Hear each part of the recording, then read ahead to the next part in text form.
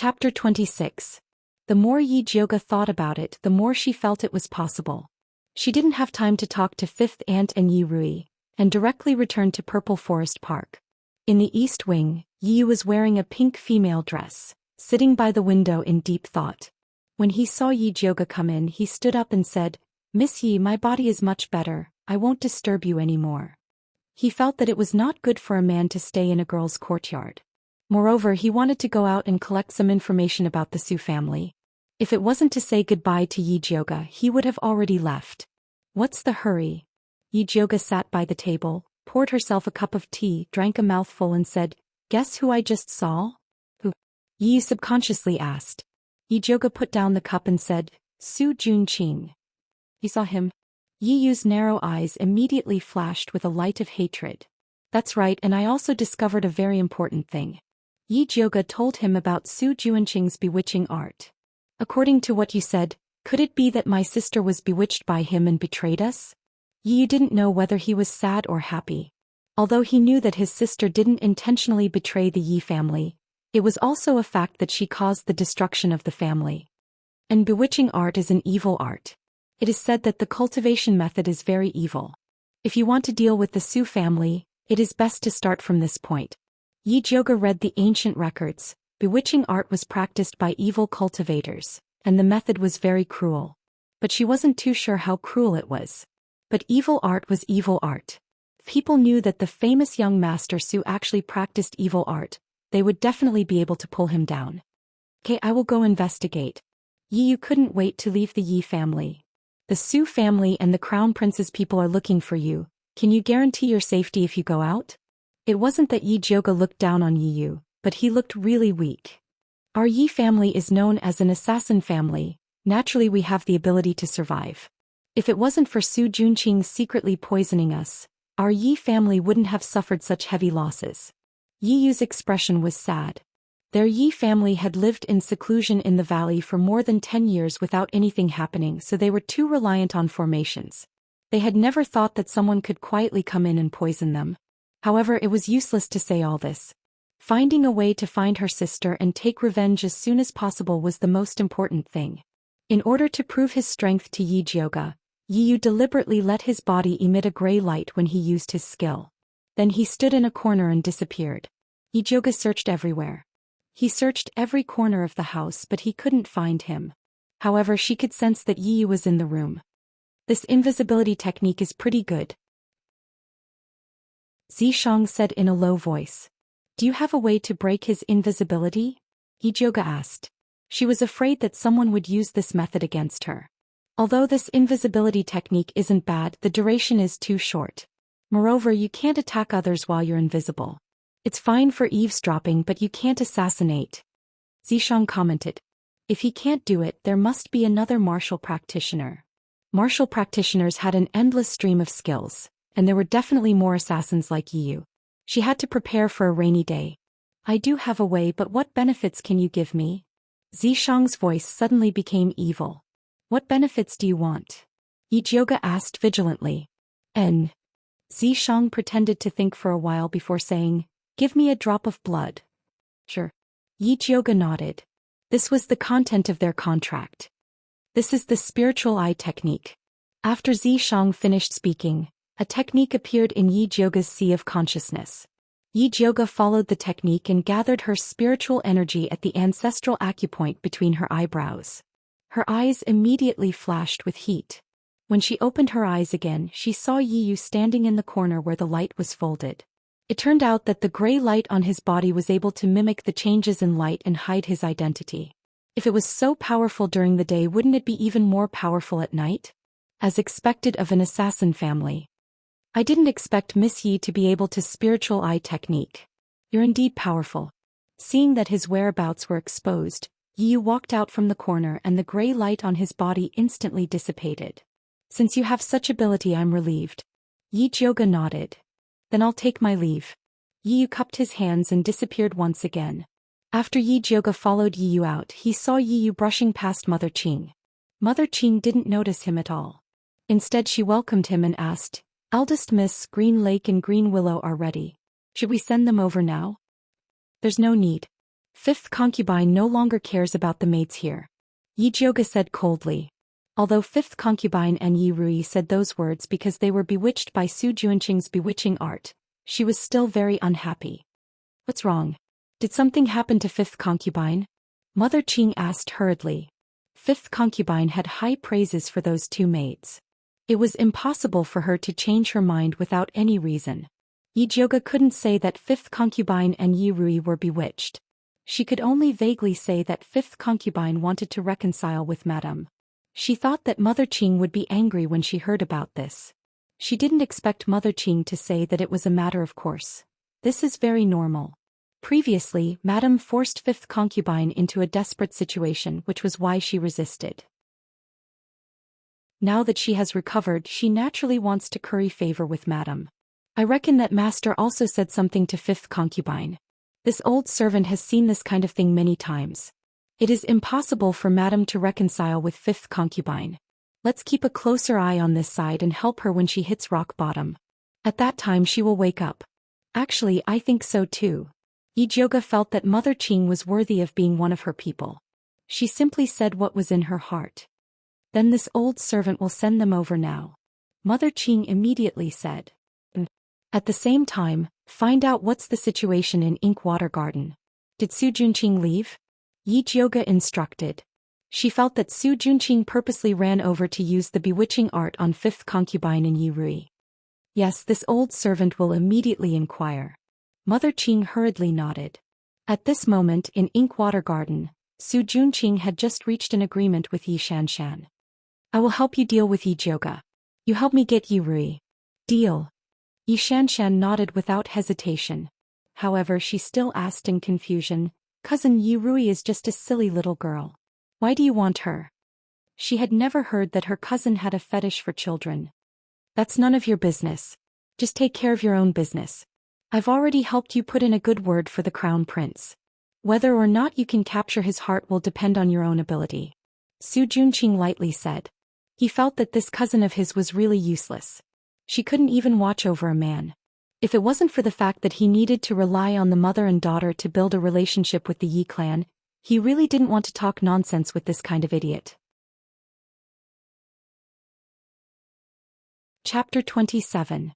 Cousin, do you think I don't want to capture the crown prince's heart? But he's been lukewarm to me recently. I can't figure out what he's thinking. Yi Xianxia said with a face full of grievance. The crown prince used to be gentle and considerate to her, but now he was like a different person. He's been busy recently. Su Junqing said a lie that even he didn't believe. In fact, the reason for the crown prince's change of attitude was because Yi Xianxia pushed Yi Jioga into the abyss. Although Yi Xianxia refused to admit it, everyone in Shangjing was smart. Who didn't know about the Yi family? If the crown prince continued to get close to Yi Xianxia, it would be true that he murdered his fiancée. This was the main reason he alienated Yi Xianxia. Cousin, you don't have to comfort me. I know the crown prince's heart. How about I give the position of princess to eldest sister? As long as I can stay by the crown prince's side, I'm willing to be a concubine. This was her mother's idea. She always felt that doing this would make Yi Jioga a head shorter, so she was unwilling. But now it seemed that she had to do it. It's good that you think like this. Su Junqing nodded approvingly and said, after this disaster Yi Jioga's temperament has changed. It will be difficult for you to deal with her. You can only give in to her and treat her well. When she lets down her guard you can surprise her and give her a fatal blow. This is the best way. Like dealing with fifth Inyang? Yi Xianxia smiled meaningfully. That's right. Su Junqing nodded and whispered, you have to hurry up with Yi Rui's matter. You must finish it before uncle returns. Cousin, don't worry. Little sister knows what to do. Yi Xianxia nodded and a vicious light flashed in her eyes. In Purple Forest Park, Mother Qing was reporting the news to Yi Jioga. Eldest Miss, young Master Su didn't stay long in Inkwater Park. After Madame was released from confinement, she had her maid Jihua send a lot of good tonics to Autumn Water Park. Fifth Inyang was very happy after receiving it and gave Jihua a big pouch. It said that she stuffed 10 taels of silver into it. When you sent Qing Hu and Qing Lu over, didn't Fifth Inyang reward you? Yi Jioga asked. She did. Mother Qing took the initiative to take out her pouch, also 10 taels of silver. Fifth madam is really generous. Yi Jioga smiled. In the past, the fifth aunt didn't even have a copper coin to reward the servants in that shabby courtyard. Now she was rewarded with silver. It seemed that Yi Yuxuan treated her quite well. Master is currently giving fourth miss and fifth concubine a monthly allowance of 50 silver taels. I heard that he has also rewarded them with a lot of good things. Mother Qing said. No wonder the fifth concubine is so generous. By the way, what else did the crown prince say besides pleading for madam? With the crown prince's personality, he would not run over to plead on Su Yufeng's behalf. He must have come with a serious matter and then pretended to casually mention Su Yufeng's matter. I heard that a young master of a big family is sick. His Highness the Crown Prince wants to invite master to personally help that young master refine a pill. Mother Qing said. Where are they from? Yi Jioga raised his eyebrows. For Yi Yuxuan, who had a high opinion of himself, to come and help them refine pills, that great aristocratic family should have a different reaction. This old servant is ashamed that I didn't manage to find out.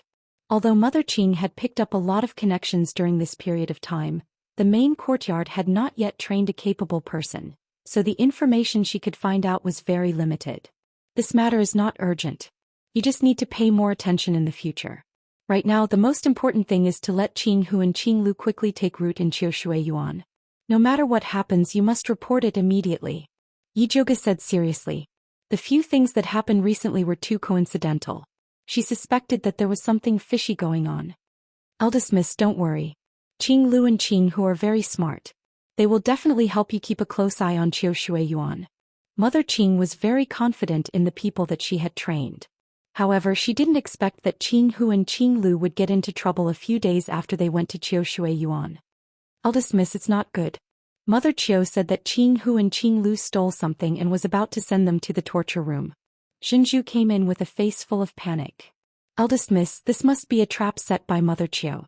Qing Hu and Qing Lu would not do such a thing. Mother Qing quickly said. Let's go take a look first. Yi Jioga brought Mother Qing to Qiushui Yuan. As soon as they entered, they saw Qing Hu and Qing Lu kneeling in the central room with red eyes from crying. Especially Qing Lu. There was a red handprint on her face and half of her face was swollen. The charges haven't been set yet. Who told you to kneel? Yi Jioga saw the situation and got angry. He asked Qing Lu, who slapped them?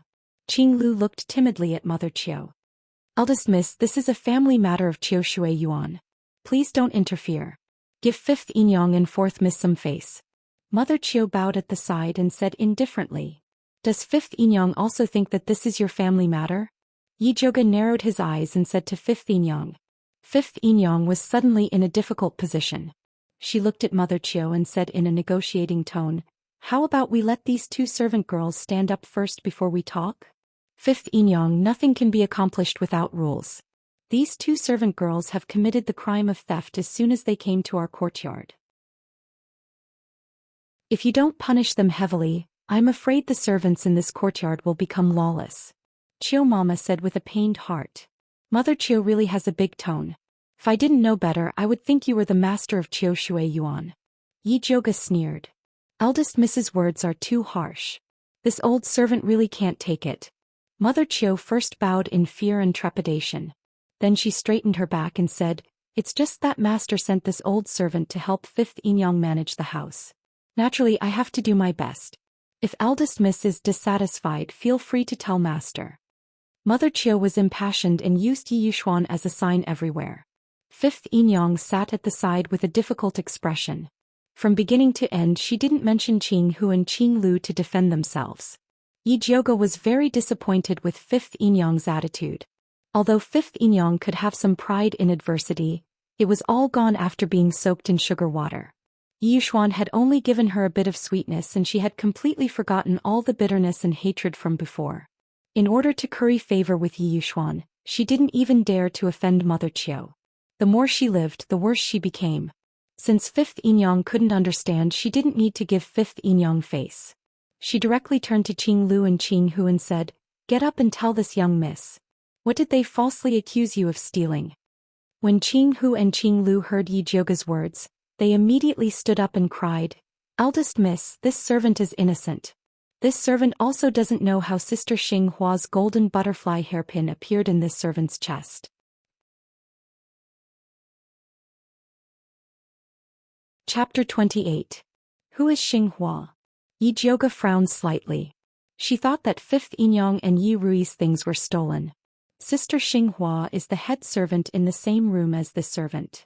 Qinglu quickly said. Bring her up and let me take a look. Where did this head servant come from to be so powerful? Yi Jiuge looked at Fifth Yinyang with a smile that wasn't a smile. Fifth Yinyang instructed Mother Qiu, bring Xinghua up. Yes. Mother Qiu nodded her head unwillingly and quickly brought Xinghua up. Yi Jiuge originally thought that Xinghua should be a smart-looking servant girl, but she didn't expect her to look so simple and honest. Square face, thick eyebrows, thick lips and a smart look. She was like a village girl that popped out from some dirt. When Xinghua saw Yi Jiuge, she knelt on the ground in fright and quickly said, Eldest young lady, please spare my life. This servant also doesn't know how my butterfly gold hairpin got to Sister Qinglu. You are a head servant girl. Where did you get such a good gold hairpin? Could it be that Fifth Yinyang rewarded you? She didn't believe that Fifth Yinyang would be generous enough to reward a servant girl. No, this butterfly gold hairpin was bestowed to this servant by Master. Xinghua quickly said. Really? Yi Jiuge was taken aback. She sized up Xinghua again. This short and stout figure and simple and honest appearance did not look like Yi Yuxuan's cup of tea no matter how she looked at it. Eldest young lady, this butterfly gold hairpin was indeed bestowed to Xinghua by Master. Fifth Yinyang probably guessed Yi Jiuge's thoughts and explained awkwardly. So this Xinghua's father was Yi Yuxuan's bodyguard.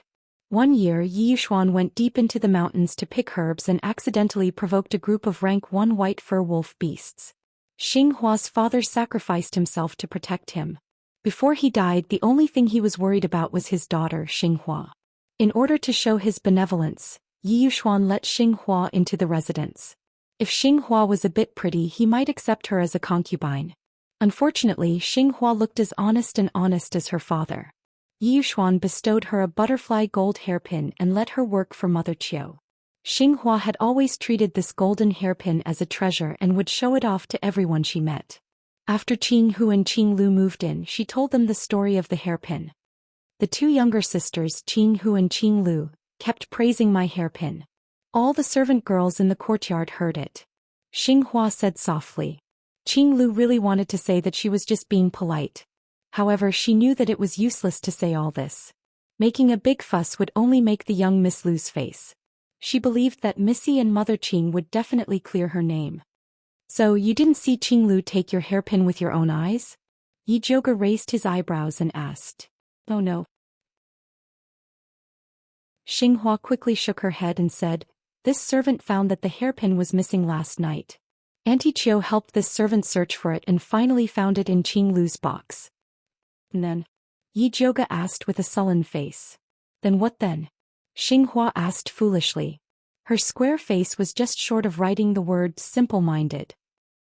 Yi Jiuge was now sure that this clumsy plot was all arranged by Auntie Qiu and Xinghua was just used as a tool. Mrs. Qiu stood to the side, her eyes looking at her nose looking at her heart as if this matter had nothing to do with her. She purposely chose Xinghua's butterfly gold hairpin to frame Qinglu because she wanted to make a big deal out of it. It would be best if it could reach the ears of the master. At that time, even if Yi Jiuge helped Qinghu and Qinglu clear their names, they wouldn't be able to stay in the Yi residence. Auntie Qiu, Qinglu's house isn't an iron wall. If someone deliberately went in to frame her, wouldn't you be wronging a good person by convicting them so easily? Yi Jiuge said coldly to Auntie Qiu. Missy, Xinghua's hairpin was indeed found in Qinglu's box. Auntie Qiu said respectfully. Yi Jiuge couldn't be bothered to say more to this old cunning servant. Her lips curled into a sarcastic smile and she asked Fifth Yinyang, what do you think? The fifth aunt felt inexplicably guilty. She avoided Yi Jiuge's gaze, coughed softly and said, Mrs. Qiu, I think this should be a misunderstanding. Maybe Xinghua accidentally dropped the hairpin, and Qinglu picked it up and put it in the box and forgot to return it to her. That caused the misunderstanding. In fact, Fifth Yinyang also knew that today's matter was Auntie Qiu randomly finding an excuse to drive Qinghu and Qinglu away. If it was in the past, she would definitely protect these two maidservants. But the madam came to visit Rui the day before yesterday and personally promised to let Rui learn alchemy from Xianxia's master. Xuan was usually busy and didn't have time to teach his daughter, so he specially hired a knowledgeable female master to teach Xianxian alchemy. For Rui's future she could only wrong Qinghu and Qinglu, these two maidservants. So that's how it is. Qinglu, you silly girl, why didn't you tell mother in advance when you picked them up? You caused mother to misunderstand you. Auntie Chiu immediately followed Fifth Yinyang's tone and said. Qinglu didn't expect Auntie Chiu to change her words and looked at Yi Jioga helplessly. Yi Jioga was about to refute Fifth Yinyang's nonsense, but she suddenly found something wrong with Qinglu. She looked carefully and found a thin black line between Qinglu's eyebrows as if she was poisoned. She then looked at Qinghu. There was also a black line between her eyebrows. If she hadn't been cultivating her spiritual eye recently and had extraordinary eyesight, she probably wouldn't have been able to see it. Looks like this is indeed a misunderstanding. My two maidservants are really insensible and have caused trouble for Fifth Yinyang. I will also leave them here to embarrass myself. Goodbye. Yi Jioga didn't wait for Fifth Yinyang to reply and stood up to say to Auntie Qing, bring them back. With that she walked towards the door. Auntie Qing hurriedly brought Qinghu and Qinglu to follow. When they returned to Purple Forest Park, Auntie Qing angrily said, Eldest young miss, if this old servant knew that Fifth Yinyang was so biased towards Auntie Chiu, I wouldn't have let Qinghu and Qinglu suffer such grievances. Auntie Qing, eldest young miss, elder sister didn't steal anything, nor did she pick up that hairpin. It was all them who falsely accused elder sister. Qinghu's eyes were red as she tried to defend her elder sister, Qinglu. Of course I know that they are falsely accusing you, but what I don't understand is why they still wanted to poison you too. Yi Jioga said solemnly. This was the reason why she didn't cause a ruckus and instead followed Fifth Yinyang's words and left. Poison? What poison? Qinghu and Qinglu were at a loss. Sit down and place your hands on the table. Yi Jioga pointed to a chair. Qinghu and Qinglu obediently sat down on the side of the chair and placed their hands on the table. Yi Jioga then took the pulse of the two maidservants and discovered that the poison they were inflicted with wasn't simple. It was the colorless and odorless mandarin duck poison. Although this poison wasn't as rare as the void dream poison that his mother refined, it was still worth tens of carriages of silver. It was too wasteful to use it on two maidservants. Chapter 29. Eldest young miss, Qinghu and Qinglu were really poisoned? Qing Mama asked in disbelief. And they were poisoned by mandarin duck poison. This poison is colorless and odorless. It doesn't have much effect if used alone, but if it is used on two people who live and eat together, the toxicity will be doubled. When they will die silently. Even a doctor would have a hard time finding the cause. Yi Jioga stopped. Seeing Qing Mama and the two servant girls pale with fright, she comforted them. You don't have to worry.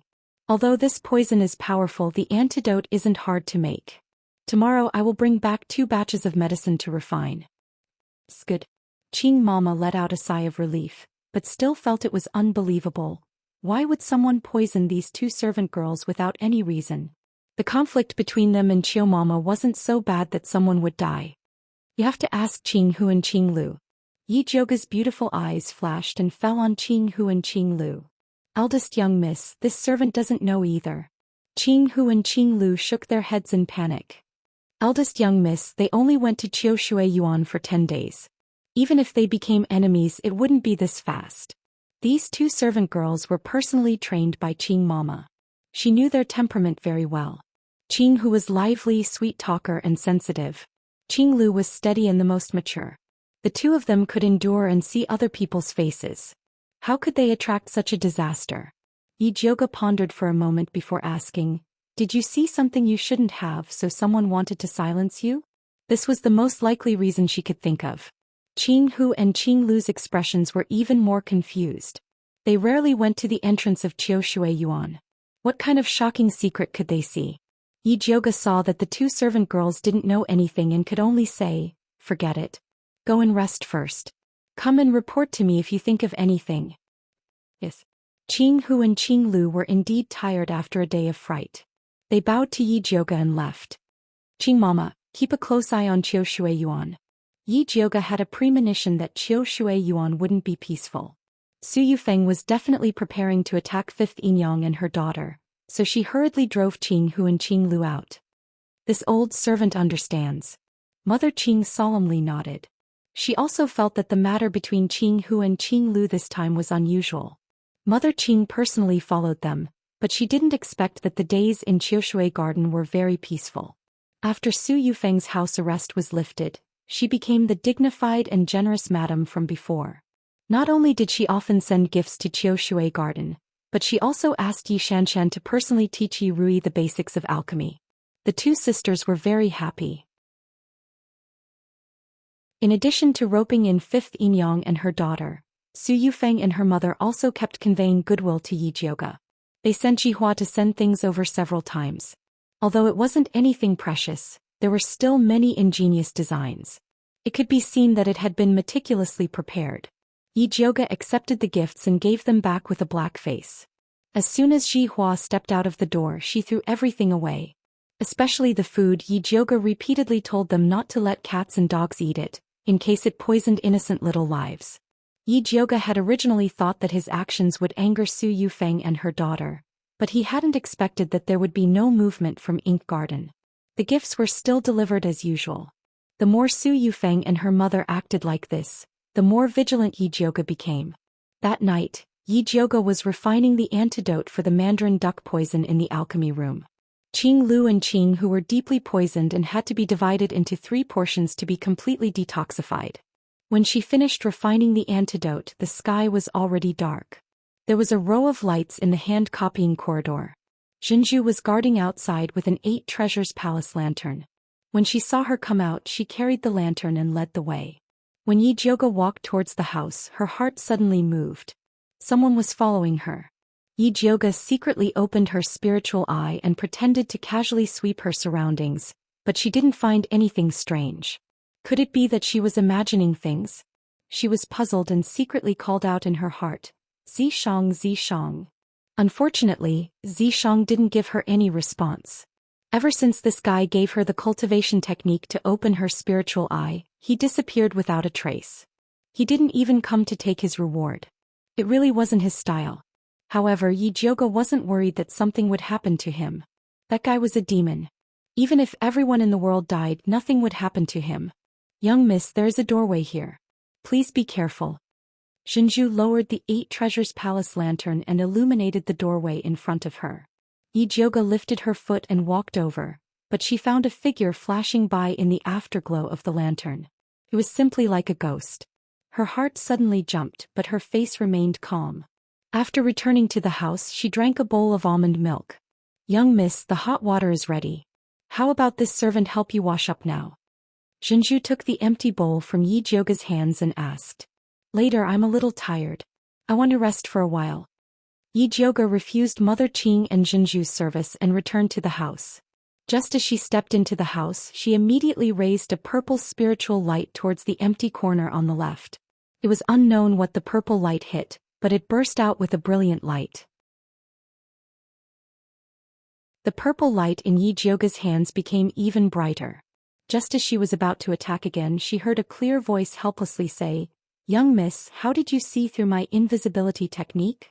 With that said, a gray light flashed in the corner, revealing a stunning face. The black night clothes made him look tall and straight. His white jade-like skin shined under the light. The red mole between his eyebrows added a lot of color to his face. He was Yi Jioga's male slave, the assassin Yi Yu. This young miss naturally has her own methods. As for you, if you came back, then come back. Why are you sneakily following behind me? When Yi Jioga saw that it was Yi Yu, although her heart was somewhat relaxed, her mouth was still unforgiving. Be careful that I kill you as an assassin. Young miss is wrongly accused. I can't possibly show myself in front of your servant. Yi Yu only spoke half of the truth. Last time, when his whereabouts was seen through by Yi Jioga's spiritual eye, he was unconvinced.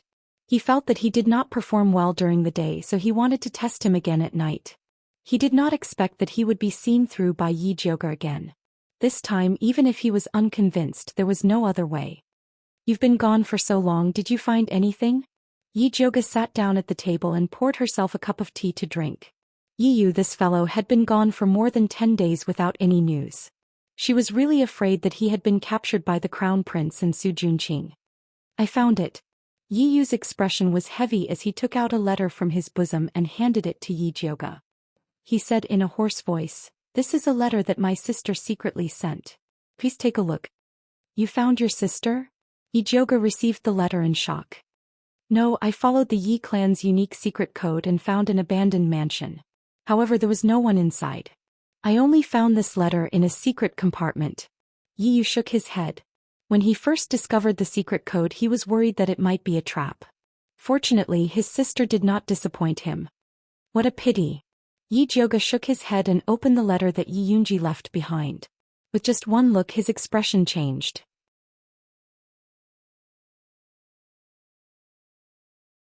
Chapter 30. Yi Jioga read Yi Yunji's letter carefully again, and then asked Yiyu with a serious face, "Is what your sister said in the letter true? She doesn't need to lie." Yiyu's dark eyes looked straight at Yi Jioga, and a trace of pain flashed across his handsome face. That Su Junqing really deserves to die. Yi Jioga heavily slammed the letter on the table. Although she heard Zishang say that the cultivation method of bewitchment was very evil, she didn't expect it to be this evil. He didn't even let go of a 7-year-old girl. It was simply insane. She just didn't know if the crown prince and Su Yufeng knew that Su Junqing wanted to use Yi Rui to cultivate the bewitchment. What does eldest miss plan to do? Yiyu came back to discuss with her. A letter alone can't shake the foundation of the Su family. However, I have already guessed who Su Junqing's next target is. You stay in Qiushui Yuan during this period of time. You must not let his plot succeed. Yi Jioga told him about how Su Junqing had used the bewitching spell on 5th concubine. Beast. Yiyu's eyes became incomparably cold. When he thought that Su Junqing used this method to harm his sister, he couldn't wait to kill him. Heaven's net has a long way to go. He will be caught one day. Yi Jioga's face was as cold as ice. Su Junqing's bewitchment must have harmed a lot of people. She would catch him sooner or later. There's no time to lose. I'll go to Qiushui Yuan now. Yiyu's figure flashed and disappeared. Yi Jioga carefully put away Yi Yunji's letter, and was about to call Mother Qing and Pearl to come in to help her wash, when she suddenly heard a noise outside. It seemed to come from the direction of Qiushui Yuan. Could it be that Yiyu found something when he went there? She was about to go out, but she saw Pearl walking in a panic and said repeatedly, "Eldest miss, it's bad, it's bad." Yi Jioga frowned and quickly asked, "Who's in trouble?" "It's 5th Inyang." Pearl took a breath and then said, "They said that 5th Inyang was caught in bed." "What?" Yi Jioga was really surprised this time and quickly asked, "What the hell is going on?" "This servant also doesn't know. I only heard that Madame suddenly brought people to seal up Qiushui Yuan and didn't allow anyone to enter or leave. Right now, Mother Gone from the torture room is rushing over there. I'm afraid that 5th concubine is in danger." This news was secretly sent to Purple Forest Yuan by Mother Gone. Ever since Yi Jioga displayed her prowess in the torture chamber, Mother Gone has been trying to please her. This time he had risked defending Madame by delivering such an important piece of news to her as a proof of allegiance. Yi Jioga remembered Mother Gone's kindness, but the most important thing now was to get 5th concubine out. Su Yufeng had been dormant for so long. Once she made a move, she would definitely go all out. She had to stabilize the situation as soon as possible. Yi Jioga took Mother Qing, Zhenju, Qing Hu and Qing Lu, and hurriedly walked towards Qiushui Yuan. Qiushui Garden was brightly lit, and a group of sturdy old maids surrounded the gate of the courtyard, looking as if they were going to confiscate the house. Mother Zhang stood at the front. She had been beaten half to death by Yi Jioga last time, but it was a blessing in disguise that she had succeeded in advancing. Now that she was half a step into the realm of spirit practitioner, she was in high spirits. Seeing Yi Jioga and the others coming over, Mother Zhang's eyes flashed with hatred. She stepped forward and shouted, "Madam has ordered, no one is allowed to enter." "Dog slave, who are you? How dare you stop our family's eldest miss? Was the lesson last time not enough?" When Mother Qing saw Mother Zhang, new hatred and old hatred surged in her heart. No need to talk nonsense with her. Yi Jioga's expression was cold. She didn't have time to tangle with these jumping clowns. "Eldest miss, this kind of filthy thing is not worthy of you. This old servant is enough." Mother Qing stopped Yi Jioge, who was about to make a move, and walked towards Mother Zhang. Humph. A waste dares to be presumptuous in front of me. In Mother Zhang's eyes, Mother Qing is not even a green onion? As soon as Mother Zhang's voice fell, she saw Mother Qing punch her in the abdomen at lightning speed. Mother Zhang hugged her stomach and fell to the ground. She was in so much pain that she kept gasping. Mother Zhang. The few old maids who surrounded her quickly stepped forward to help her up, but they were all punched by Mother Qing. Zhenju was stunned. She didn't expect Mother Qing to be so powerful. Yi Jioge knew that in the past, Yun Tianwei felt sorry for his daughter's weak body, so the servants he chose were all qualified to practice martial arts. Because Mother Qing was loyal to her master, she obtained a set of blue cloud fist technique, which was much more powerful than Mother Zhang, who only ran amok in the backyard. If she hadn't been poisoned and lost her cultivation, she wouldn't have been bullied by Mother Zhang. Seeing that the road ahead was clear, Yi Jioge took Zhenju, Qing Hu and Qing Lu to Autumn Water Garden. When he passed by Mother Zhang, he kicked her waist. Mother Zhang's newly formed spiritual sea was instantly destroyed, her eyes turned white and she fainted. If you don't court death, you won't die. This was the kind of person she was. When Su Yufeng heard the sound of fighting outside, she quickly came out with Xianxia. When she saw Yi Jioge, her slender and perfect eyebrows immediately frowned, and she asked unhappily, "Jioge, what are you doing?" "I also want to ask, madam, what are you doing?" The corner of Yi Jioge's mouth hooked up, his eyes swept over the crowd in the yard, and he sneered, "This posture, is it possible that you are here to confiscate the house? What nonsense are you talking about? Fifth concubine's behavior is improper and she has an affair with someone. I am here to interrogate her on behalf of the master." Su Yufeng's expression was dignified and her eyes were cold as she said, "You are an unmarried girl. It is not suitable for you to listen to such filthy things. Hurry up and go back." Madam's words are really ridiculous. Could it be that second sister is married? Why can she listen to me but not me? Yi Jioge raised his eyebrows. She wants to drive me away with just a few words? No way. You are the one who is married. Yi Xianxia glared at him and was about to get angry, but she was stopped by Su Yufeng. "Forget it. If you want to see, then come in together. We can also discuss how to deal with fifth concubine." Su Yufeng pulled Yi Xianxia and turned to Autumn Water Garden. Yi Jioge followed them into the hall, glanced around and did not see fifth concubine and Yi Rui. "Where are they?" Fifth concubine realized that the affair was exposed, so she locked the room. "We were just about to break the door when you came. Rui is young, this kind of thing does not need her to come," Su Yufeng said as she walked to the front of fifth concubine's room. There stood 7 or 8 sturdy female servants, who were about to break the door. "Break!" Su Yufeng ordered before Yi Jioge could. "Yes." All the female servants answered in unison, and took a big wooden block and slammed it hard against the mahogany door. The 2 doors slammed against the wall with a loud bang. Yi Jioge and Su Yufeng walked into the room at the same time, but the situation inside surprised both of them.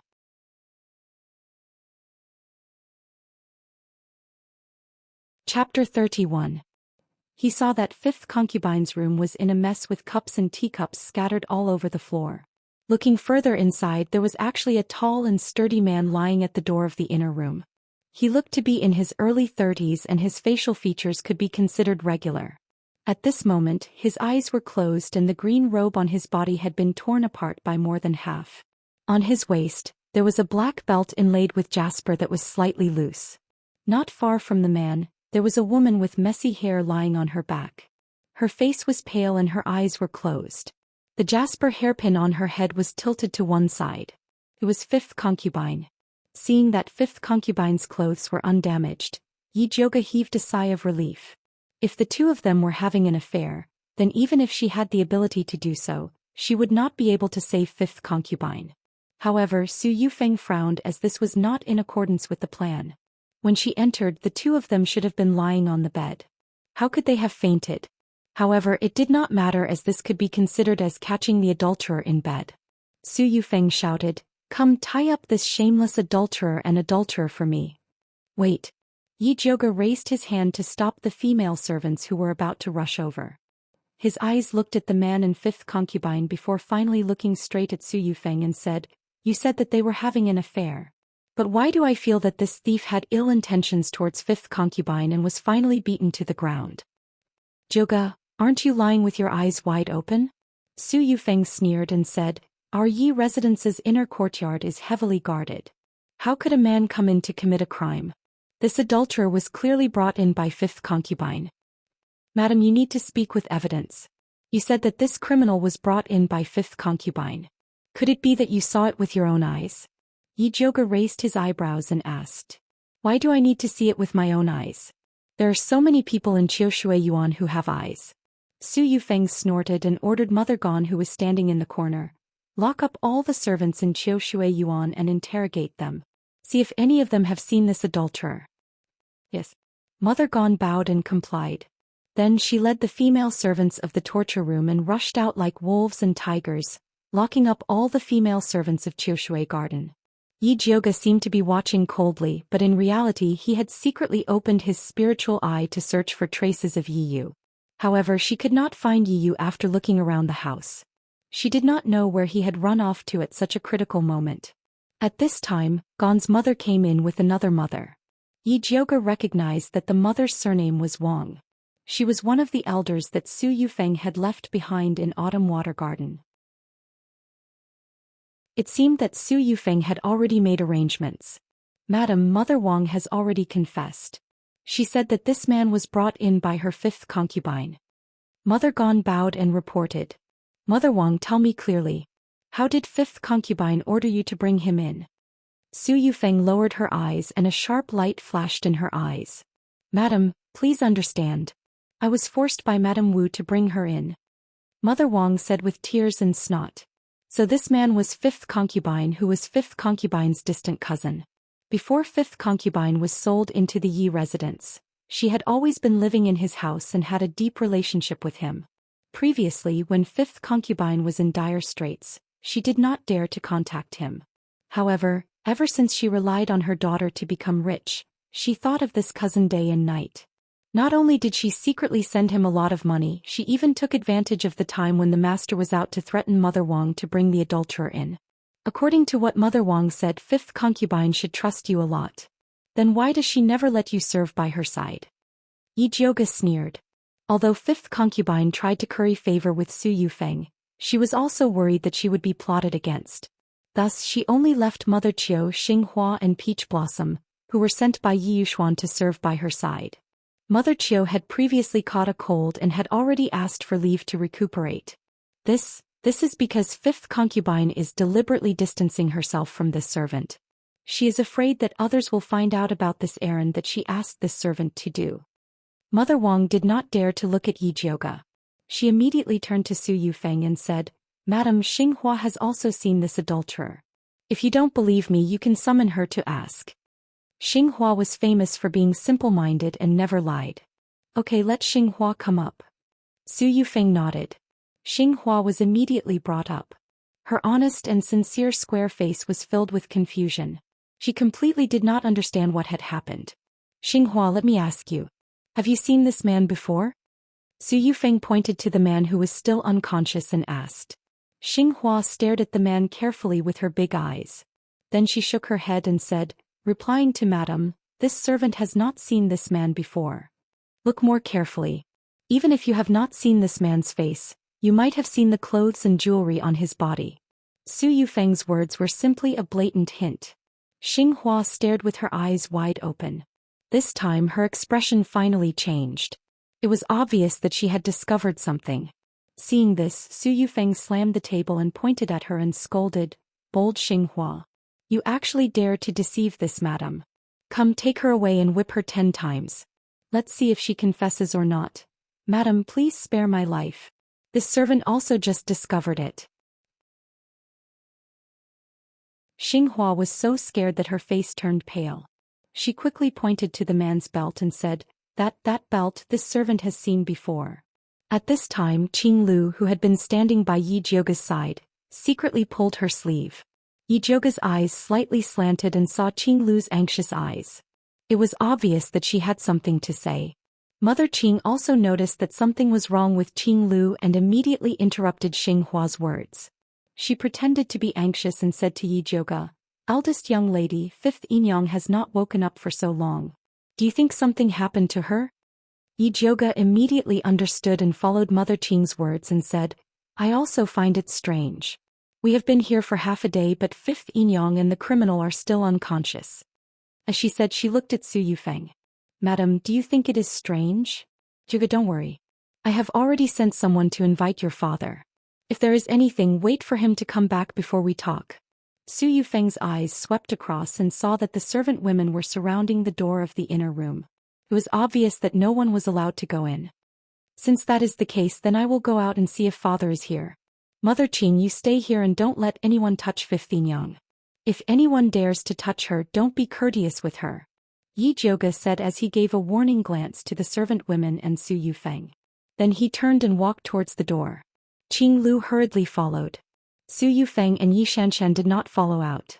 Both of them had a look of confidence and were not afraid that Yi Jioga would play tricks. Qing Lu, did you see something? Yi Jioga walked to a corner of the courtyard and asked Qing Lu. Eldest young lady, this servant saw that man's belt in fifth Inyang's room. Qing Lu lowered her voice and said.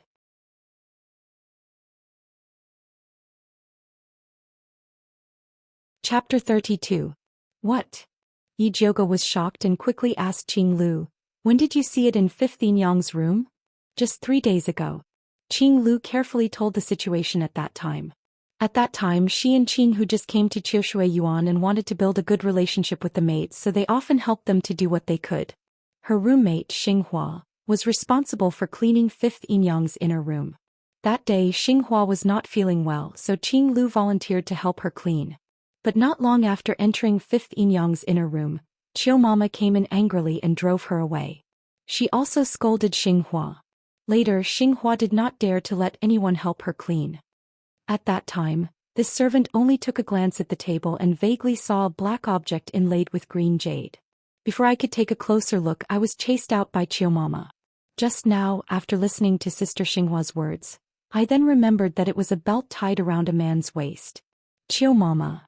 Yi Jioga suddenly frowned. She did not expect that this matter was related to Qiu Mama. She did not believe that Yi Yushuan would let Qiu Mama help Su Yufeng to frame fifth Inyang for having an affair. No wonder Qiu Mama wanted to poison me. It turned out to be because of this. Qing Lu did not expect that Qiu Mama would make a move on them because of such a small matter.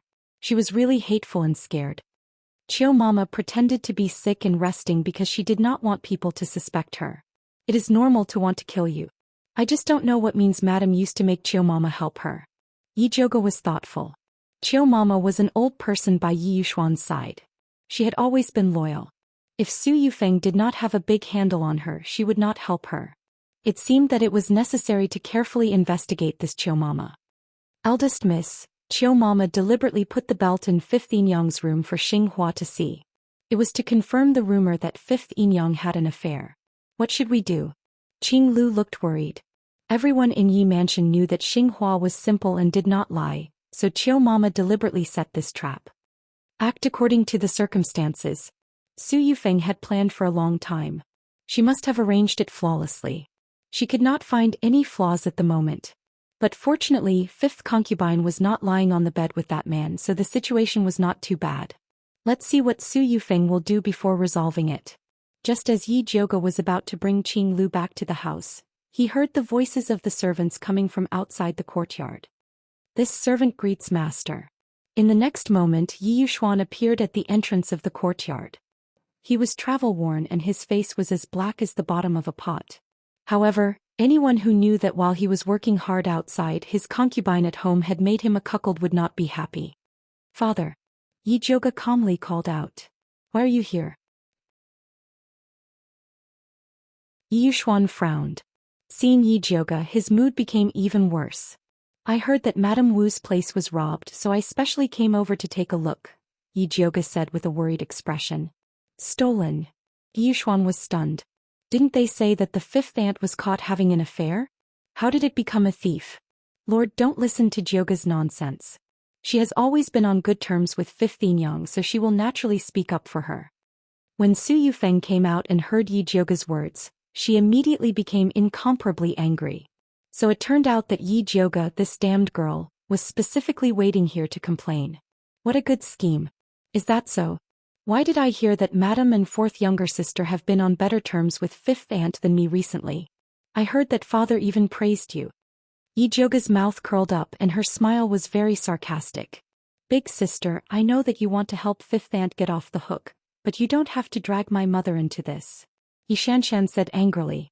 Before she came out, her mother had repeatedly told her not to speak carelessly, but after holding it in for a day, she really couldn't hold it in any longer. Second younger sister, what do you mean? Could it be that Madam also had an affair? Yi Zhouge covered her mouth and made a frightened expression. What nonsense are you talking about? Xianxia frowned, wishing that she could tear Yi Zhouge's mouth apart. You were the one who said that Madam was involved in fifth aunt's matter. Yi Zhouge made a face of grievance. When did I say this? It was clearly far-fetched and deliberately insulted my mother. Xianxia said while gnashing her teeth. Enough, all of you shut up. Yushuan fiercely glared at Yi Zhouge and scolded. You still think that you haven't lost enough face. Father, don't be angry. You also know that second younger sister has always been thick-skinned and is not afraid of losing face. I apologize to you on her behalf. Yi Zhouge's obedient words almost angered Yi Yushuan and Su Yufeng. Yi Yushuan's chest violently rose and fell a few times. In the end, he decided to ignore Yi Zhouge, this infuriating person, and turned to ask Su Yufeng, where is fifth aunt? Master, she and that adulterer are both in the room. This concubine was afraid that you would see them angry, so I helped them tidy up a little. Su Yufeng said as if fifth aunt was unbearable to look at. Yi Yushuan flung his sleeves and rushed into the room with large strides. The room still maintained its original appearance, and Mother Qing was watching covetously from the side. No one dared to go up and mess around, but this scene was enough to make Yi Yushuan angry. Wake this dog and dog couple up. Yi Yushuan pointed at fifth aunt with trembling fingers. Father, the matter has not been investigated clearly. How can you convict fifth aunt like this? Yi Zhouge was convinced by Yi Yushuan. Could it be that he really wanted to wear a green hat? Master, this concubine has already investigated clearly. This man is fifth aunt's cousin before she entered the mansion. The two of them have long been in love with each other, so they would do such an unbearable thing. I ask Master to spare fifth aunt this time for the sake of Rui. Su Yufeng wiped her tears and pleaded for fifth aunt. However, her pleading made Yi Yushuan even more angry. What a slut, she actually hid it from me for so long. Father, this is just Madam's one-sided statement. Moreover, as you can see, this room is in a mess. Who would have an affair in their own room and make such a big noise? Yi Zhouge asked. Zhouge, didn't I just say that fifth aunt found out that the adultery was exposed, so she even locked the door? The mess on the floor was caused by her. As for why she chose this room, it was naturally because she had nothing to fear. Even if she was discovered, she could rely on Rui's face to escape. Su Yufeng, who was begging for mercy on behalf of fifth concubine just now, sneered and said, once this person is too complacent, it's easy for him to forget his surname. Madam, why do I feel that these words seem to be talking about you? Madam has just lifted the confinement and such a big thing happened in Qiushui Garden. It is really amazing. Yi Zhouge said without giving in.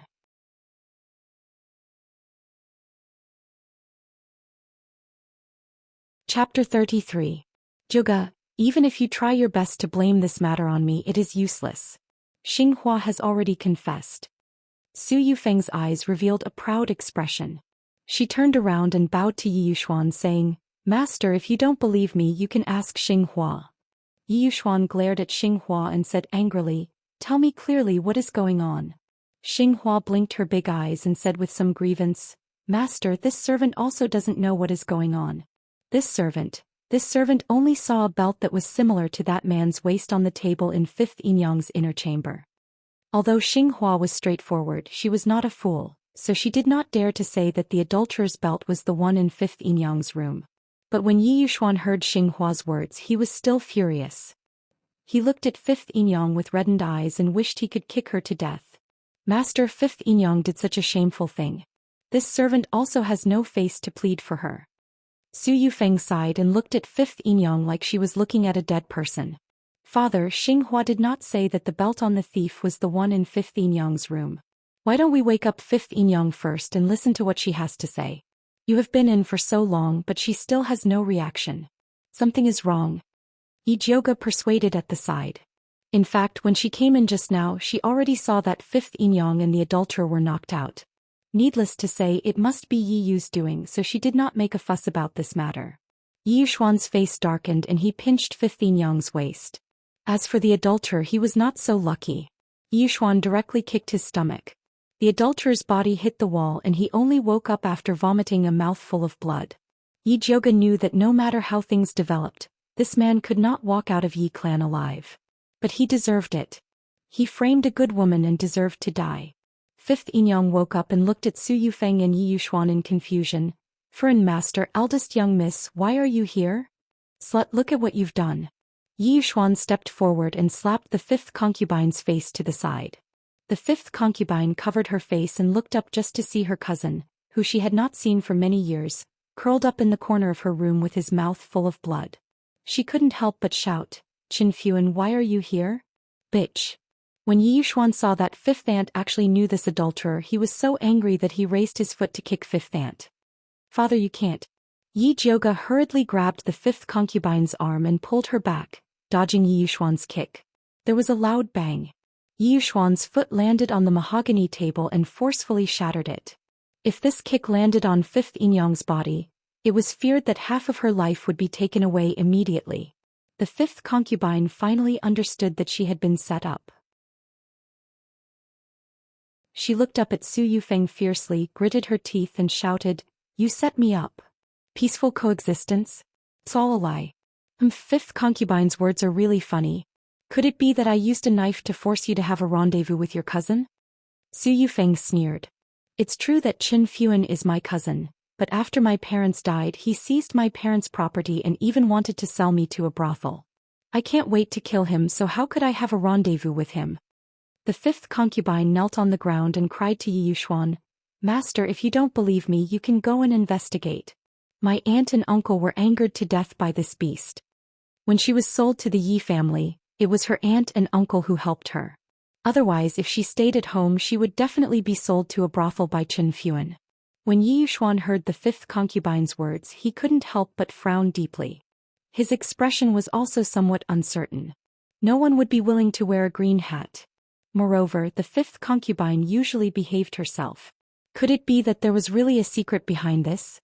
Seeing this, Su Yufeng hurriedly said, "Master, this is all because the fifth concubine coaxed you. I have already inquired about it. When this Qin Fuan didn't gamble, his relationship with the fifth concubine was extremely good. Even if there was a gap in their relationship later on, the fifth concubine still couldn't forget about him. She even secretly took out money to help him pay off his gambling debts. If you don't believe me, you can ask him." Without waiting for Yi Yuxuan to ask, Qin Fuan had already shouted at the fifth concubine, "Cousin, I know you hate me, but this time I really want to live a good life with you. Didn't we agree that after we sell that girl, Yi Rui, we'll take the money and run away? What, you dare to sell my daughter? I'll beat you to death." Yi Rui was now Yi Yuxuan's treasure. When he heard that Qin Fuan dared to have designs on his daughter, he was so angry that he once again kicked him in the heart. Qin Fuan hurriedly hugged his head and shrunk his legs into a ball. It seemed that he was very familiar with being beaten. Yi Yuxuan's foot landed on his bent calf. With a kacha sound, that calf was actually forcefully kicked off. Qin Fuan cried out in pain. His forehead and back were covered in cold sweat. Yi Yuxuan wanted to hit him again, but he was stopped by Su Yufeng. "Master, this adulterer can be dealt with any time. Let's quickly go and see the 4 girls. Don't let them really sell them." When the fifth concubine heard this, she immediately ran towards the courtyard where Yi Rui was like a mad tiger. Yi Jioga hurriedly brought people to follow. Just as he arrived at the entrance of Yi Rui's courtyard, he saw the servant girls lying on the ground. The door of the house was also open and the inside was in a mess as if it had been stolen. Yi Rui had already disappeared. Rui. The fifth concubine screamed at the top of her lungs. She was like a headless fly and 2 of her 3 souls had been lost. "Mother Qing, search the entire courtyard for me," Yi Jioga ordered with a frown. Mother Qing brought Zhenju, Qing Hu and Qing Lu to search the entire courtyard, but they didn't even see Yi Rui's shadow. At this time Yi Yuxuan had already caught up. When he heard that Yi Rui had disappeared, he was so angry that a layer of blood appeared in his eyes. He looked at the fifth concubine with a gaze as cold as an ice knife. It was not enough for the fifth concubine to have an affair with the adulterer, she even sold her most talented daughter. If he didn't cut this slut into pieces today, then he wouldn't be surnamed Yi. Yi Jiuge was really afraid that Yi Yuxuan would beat the fifth concubine to death on the spot, so he hurriedly changed the topic. Father, the most important thing now is to quickly capture that Qin Fuan and interrogate him. Let's see where he took fourth sister.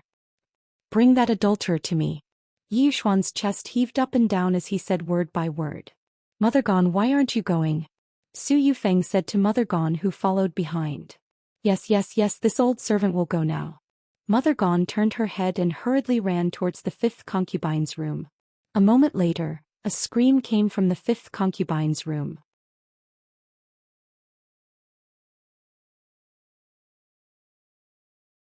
Chapter 34. When fifth concubine heard the cries coming from the room, she immediately rushed down like a whirlwind. Yi Jiuge also quickly followed.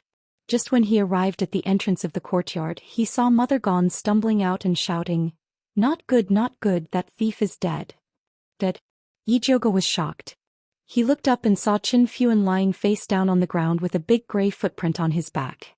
Fifth concubine was like a madwoman riding on Qin Fuan's corpse as she desperately pinched his neck and shouted, You dare to harm my daughter, I will kill you. Still not pulling fifth concubine away, Yi Jiuge shouted at Mother Qing and Mother Gone. Mother Qing and Mother Gone quickly rushed up. The two of them spent a lot of effort to pull fifth concubine off Qin Fuan's corpse. Fifth concubine was still desperately struggling as she frantically shouted, Dare to harm my daughter, I will kill you. Yi Jiuge did not care about her as he took a closer look. The big footprint on Qin Fuan's back did not look like fifth concubine's. He looked around the room and asked, Who kicked him? Xinghua immediately shouted in panic, Eldest young miss, this servant did not mean it. This servant saw that he wanted to run, so in a moment of desperation this servant kicked him. Although Xinghua looked strong, she was not strong enough to kick a person to death. Yi Jiuge went forward and turned Qin Fuan over. He saw black blood oozing out of his eyes and nostrils. The black blood had a faint fishy smell, like the poison of the red-crowned crane. Although the poison of the red-crowned crane was overbearing, when it flared up, the 7 orifices would not bleed. Yi Jiuge reckoned that it was added with some medicine. Yi Jiuge secretly dipped a cloth in Qin Fuan's poisonous blood and put it away as he prepared to go back and check it. At this time Su Yufeng just rushed over. When she saw Qin Fuan's corpse, she immediately covered her mouth with a handkerchief and said, Fifth concubine is so ruthless. She even killed someone to silence them. Furan's words are really ridiculous. Just now fifth concubine was not here, how could she poison this thief? Yi Jiuge's gaze swept across the servants in the room as he squinted his eyes and said, In my opinion, the culprit who poisoned this thief is here. Most of the servants here were brought over by Su Yufeng. Other than them, no one else would make a move on Qin Fuan. Father, look at eldest sister. In order to help fifth concubine get off the hook, she wants to drag everyone down with her. Yi Xianxia said indignantly beside Yi Yuxuan, Who doesn't know what kind of person Xinghua is? How could she poison this adulterer? Xinghua was one of Yi Yuxuan's people. Yi Xianxia said this to provoke Yi Yuxuan's anger. Second younger sister, I didn't mention Xinghua at all. Why are you so sure that it's her? Who doesn't know how to splash dirty water? Yi Jiuge sneered.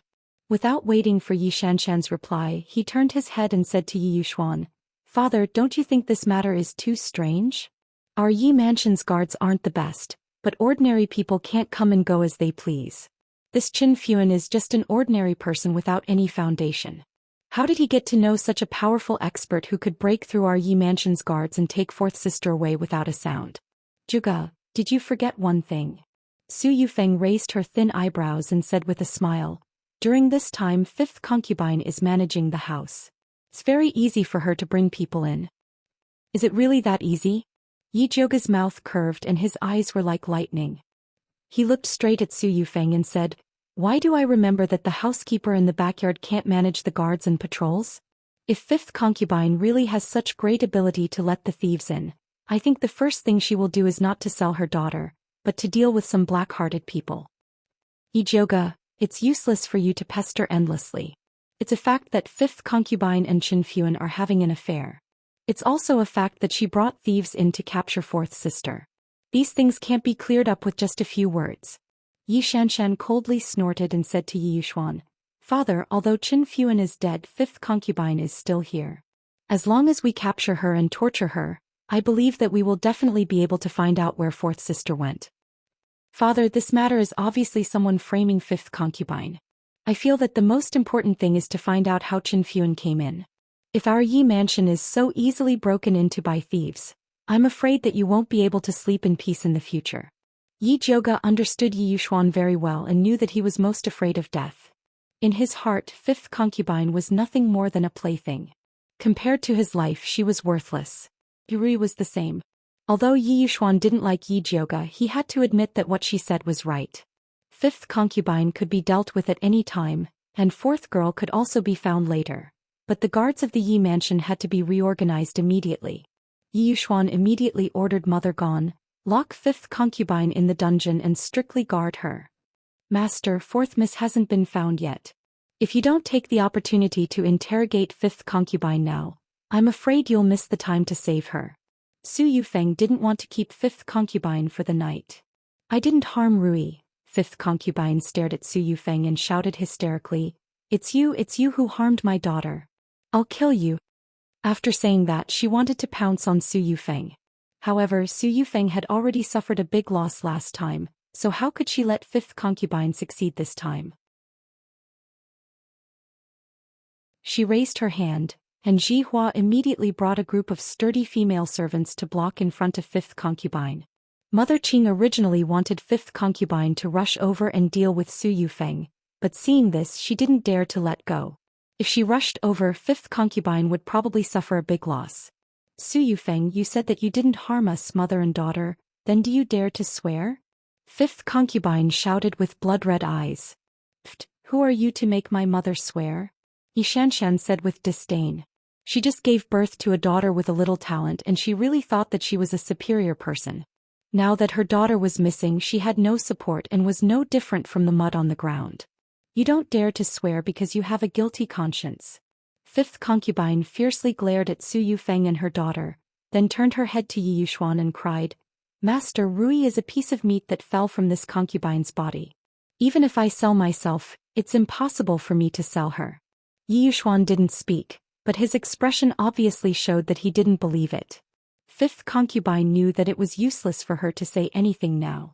A fierce expression suddenly appeared on her face and she shouted frantically, You don't believe me, then I, Gu Jingyi, will curse those who harmed my daughter Yi Rui to be struck by lightning and die a horrible death.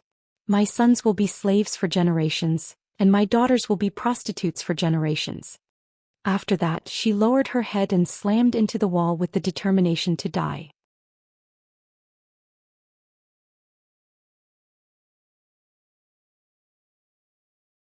Chapter 35. Fifth ant, you can't. Yi Zhouge was shocked and quickly pulled the fifth ant. But the fifth ant hit the wall with the determination to die. With a loud bang, a flower of blood bloomed on the wall. When Yi Zhouge pulled the fifth ant back, there was a bloody hole in her forehead and blood was gurgling out. She was already exhaling more than she was inhaling. Fifth ant, why are you so stupid? Can't you just talk about it? Do you have to fight with your life? Mother Qing hurriedly pressed the wound on the fifth ant's head. Yi Zhouge took out the thunder fire needle and sealed the fifth ant's acupoints. Then he looked up and said to Yi Yuxuan anxiously, Father, the fifth ant is about to die. Don't you have a bottle of 9 revolutions soul return pill? Please take one to save her. Yi Yuxuan's face was gloomy and he didn't say anything. A 9 revolutions soul return pill was worth 1,000 gold. It was impossible to use it to save an ant. Humph, wishful thinking.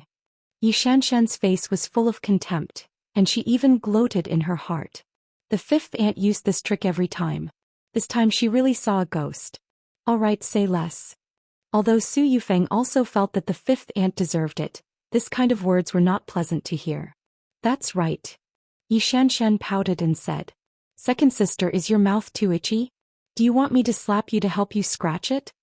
Yi Zhouge glared at her. If she didn't need to use her spiritual power to maintain the fifth ant's life, she would definitely use a big slap to serve the mother and daughter.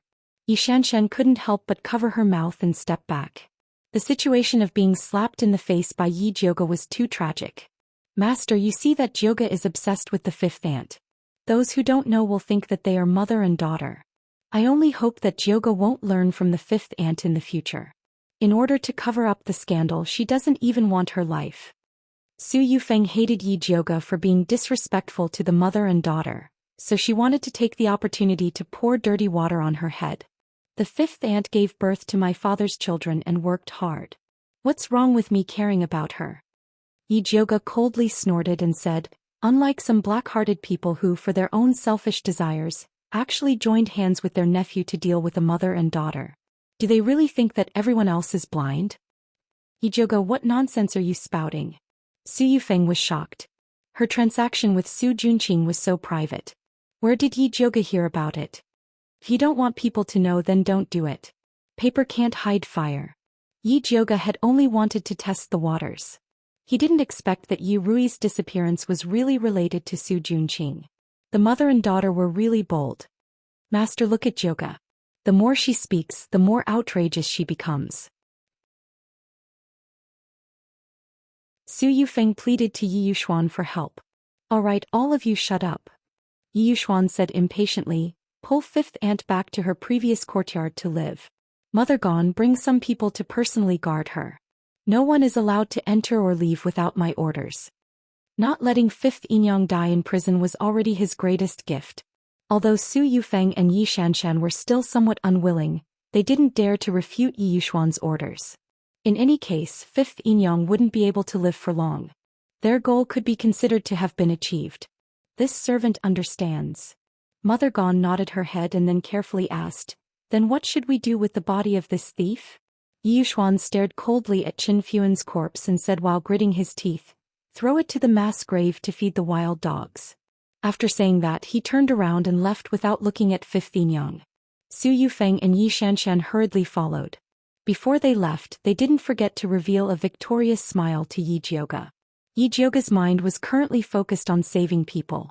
He couldn't be bothered with them. Eldest miss, do you want to send fifth Inyang over now or wait for a while? Mother Gone walked over and looked at fifth Inyang, who was covered in blood, with incomparable worry. She was really afraid that fifth Inyang wouldn't be able to pull her back to that broken courtyard. Pull her over now, lest madam and second sister make a fuss again. If fifth Inyang continued to stay in Qiushui Yuan, Su Yufeng wouldn't let her have an easy time. Then I'll go find a palanquin now. Mother Gone received the order and quickly found a palanquin. Mother Qing Zhenju, Qing Hu and Qing Lu carried fifth Inyang onto the palanquin and then sent her to the broken courtyard where she lived before. When fifth Inyang left, it was very clean. The things inside were also very intact. The bedding and other things were also still there. Yi Jioga directed Mother Qing and Mother Gone to put fifth Inyang on the bed and left Qing Hu and Qing Lu to take care of her. These two servant girls were kind-hearted. Although fifth Inyang was instigated by Mother Qiu to drive them out of Qiushui Yuan, they still remembered fifth Inyang and fourth Mrs. Kindness and were willing to stay and take care of her. Eldest miss, do you want to call a doctor to take a look at fifth Inyang? Mother Qing asked softly. She felt that the blood in her palm was sticky and frightening. Father won't agree. Yi Yuxuan didn't throw fifth Inyang into prison, which was already very merciful. It was absolutely impossible to call a doctor. Then how long do you think fifth Inyang can hold on like this? It wasn't that Mother Qing wanted to curse fifth Inyang, but her appearance was really too miserable. Her hair was messy, her face was covered in blood, and her clothes were very dirty. Yet, eldest miss didn't allow her to tidy up. How long can I hold on for? Yi Jioga lied a little. Although fifth Inyang's injuries looked serious, she had already used thunderfire needles to seal her meridians and used spiritual power to nourish her. She wouldn't die in a short period of time. She said this just to deceive Yi Yuxuan and Su Yufeng. Otherwise, if fifth Inyang was fine, she would already be in prison. Sigh, fifth Inyang is really a bitter person. I don't know how fourth miss is now. Mother Qing sighed. Fourth miss was only 7 years old and had already experienced such a calamity. It was really pitiful. Although Kanglan continent respected spiritual beings, a woman's reputation was also very important. Even if fourth miss could be found back in one piece, her future marriage wouldn't be smooth. Fourth sister is a good person. Heaven helps her. Nothing will happen. Yi Jiuge believed that Yi Yu had definitely chased after her. Unfortunately, she had no way to contact Yi Yu and could only wait for him to come back. Before Yi Jiuge left, he told Mother Gone to be wary of Madame's people and not to kill Fifth Yinyang. Mother Gone expressed that she understood. Compared to Madame who didn't treat servants as humans, she preferred eldest Miss who was affectionate and righteous. At the critical moment she was willing to stand up for her own people. After Yi Jiuge returned to his purple forest courtyard, he took out the cloth that was stained with Qin Fuan's poisonous blood and carefully studied it. Qin Fuan was just a vagabond. This time he dared to use his life to frame Fifth Yinyang. If he wasn't being threatened, then he was being incited. Su Yufeng and Su Yufeng mother and daughter were proud of their noble status, so they definitely wouldn't do this personally. Yi Jiuge was looking for this middleman.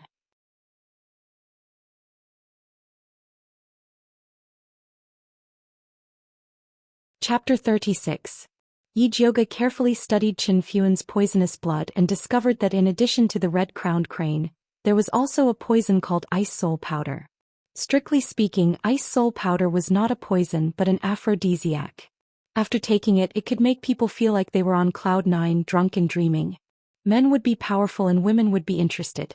In addition, this aphrodisiac also had a magical effect that few people knew about. After taking it, it could suppress all kinds of toxins, but as long as there was activity under the bed, the toxins would double. Su Yufeng gave Qin Fuan the ice soul powder, probably because she wanted him to insult fifth concubine. Then when she brought people to catch him, Qin Fuan just happened to be poisoned and died in bed. At that time, fifth concubine would not be able to clear her name even if she jumped into the Yellow River.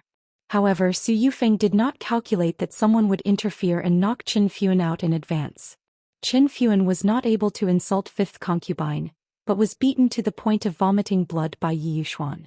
In the end, he was kicked to death by Xinghua. This ice soul powder was a rare item in Shangjing. Only some large brothels would use it to liven up the mood.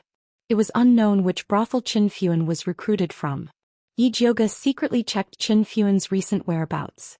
She heard that he suddenly made a fortune some time ago and even hooked up with the courtesan of Drunken Cloud Pavilion. Drunken Cloud Pavilion sounded like the name of a restaurant, but it was actually one of the 3 largest brothels in Shangjing. That courtesan Yun Yang was a wonderful person. Although she was an outstanding beauty, she was very casual in choosing her guests. As long as they could enter her eyes, no matter if they were ordinary people or high officials, she would treat them the same. Therefore, there would often be commoners who thought they were extraordinary going to try their luck. Yi Jiuge decided to investigate this Yun Yang. She changed into embroidered men's clothes and disguised herself as an elegant young master. She waved her fan and came to the red light street where Drunken Cloud Pavilion was located.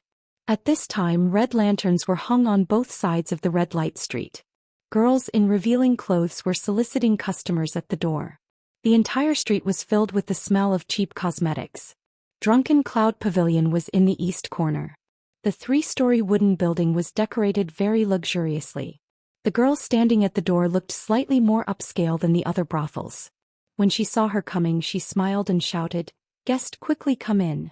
The moment Yi Jiuge entered the Drunken Cloud Pavilion, the brothel keeper came to welcome him. The madam looked to be around 40 years old and had a lot of makeup on.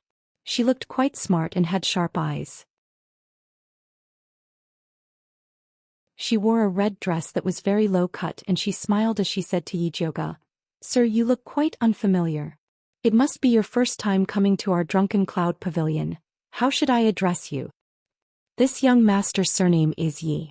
I heard that Lady Yun Yang is as beautiful as a fairy, so I came to pay a visit. Mother, please introduce me." Yi Jiuge closed his fan and took out a silver ingot. The madam's eyes immediately lit up. She took the money and said with a smile, "Young Master Yi, I'm really sorry. Yun Yang is currently greeting guests. How about I introduce you to other girls? I came here because of your reputation. Mother, please do me a favor." Yi Jiuge took out another ingot of silver. "Since Gongzi Yi is so sincere, then I'll go ask Yun Yang. Please go to the private room and wait for a moment." The procuress smiled as she took the silver. "Thank you, mother." Yi Jiuge opened his fan with a snap and followed the procuress to the private room on the 2nd floor. The brothel keeper called for 4 beautiful girls to sit with her and then she went out. The 4 girls were all experienced. They took their wine cups and rubbed them against Yi Jioga's body. They coquettishly said, "Young Master Yi, this servant will accompany you for a drink." Yi Jioga calmly blocked them and said with a smile, "This young master didn't come here to drink." "Then Gongzi, what do you want to do here?" A girl dressed in yellow smiled and stretched out her small hand to touch Yi Jioga's thigh. However, she was stopped by the girl. "This young master wants to do something exciting. I wonder if you have it here?" Yi Jioga patted the girl's small face. His eyes narrowed as he smiled maliciously. The expressions of the girls immediately changed. These days the most frightening thing was to meet a pervert. The more refined a person was, the more beastly they were. The girl dressed in yellow was so scared that her face turned pale. She forced a smile and asked, "I wonder what kind of excitement Gongzi is looking for? First tell me what you have here." "Money is not a problem." Yi Jioga gestured as he rubbed his fingers. This was the code word for ice soul powder. The girls looked at each other. Before they could say anything, a bell-like voice came from outside the room. "I've let Gongzi wait for a long time. Yunyang has sinned." Yunyang is here." The girls immediately stood up while laughing. After opening the door and welcoming Yunyang in, they all left. Yunyang was indeed very beautiful. Her skin was snow white and she had almond-shaped eyes and peach cheeks. She was wearing a peach-red dress. Her chest was pulled down, revealing half of her snow-white chest. Her sleeves were wide and her every movement was charming. That kind of romantic charm could indeed make a man fall head over heels for her. Yunyang came late. "I punish myself with 3 cups." Yunyang rolled up her sleeves, revealing her white wrist. That was accompanied by a very special and strange fragrance. September fragrance. When Yi Jioga smelled this fragrance, he was shocked. He immediately began to feel dizzy. In front of him, Yunyang's figure also appeared. "Gongzi Yi, what's wrong with you?" Yunyang's beautiful face revealed a surprised expression. She reached out her hand to help Yi Jioga up. "Don't touch me." Yi Jioga forcefully slapped Yunyang's hand away. He wanted to stand up, but he found that his body was weak. September fragrance mixed with winter moon resin would produce a strong knockout that was targeted at spirit practitioners. As long as one smelled it, it would immediately take effect. Therefore, these 2 drugs were classified as forbidden drugs. If one was discovered, they would be chased by spirit practitioners. Yi Jioga was really careless this time. He thought that this was just an ordinary brothel and that there wouldn't be any problems coming in to ask a few questions. He didn't think that he would actually fall for it. That winter moon resin was definitely lit in a hidden corner of the room. Yunyang looked at her wrist that was slapped red. Her gentle and affectionate face changed. She revealed a sinister sneer and scolded, "Stinky brat, you still dare to make a move against this old lady. This old lady wants to see what kind of immortal you are. You actually dare to have ideas about our drunken cloud pavilion." As her voice fell, she reached out to grab Yi Jioga. A faint layer of black gas appeared on her white palm. Yi Jioga forcefully bit the tip of her tongue. She gathered her spiritual energy and was about to counterattack. However, Yunyang's eyes suddenly rolled back and she fell to the ground with a bang. Following that, Zishang's perfect figure appeared behind Yunyang. His handsome face revealed a light smile. His purple eyes flashed with a trace of ridicule. He hooked his snake tail and pulled her into his embrace. Lowering his head, he smiled and said, "Little Jioga, this sovereign only took a nap. How did you end up in such a sorry state?" Zishang's warm breath blew on her face, bringing with it an intoxicating smell. Yi Jioga felt her head become even more dizzy. She didn't want Zishang to laugh at her. She forcefully said, "Who said this lady was in a sorry state? This lady came out to pick up girls. I am very carefree." Although this girl Yunyang's heart was a bit poisonous and her methods were a bit ruthless. "Is that so? I didn't think that little Jioga would be able to kill both men and women. However, it seems that this woman's service isn't enough. How about this sovereign personally do it? I guarantee that you will be satisfied." Zishang said as his hand that was holding Yi Jioga's waist slid down.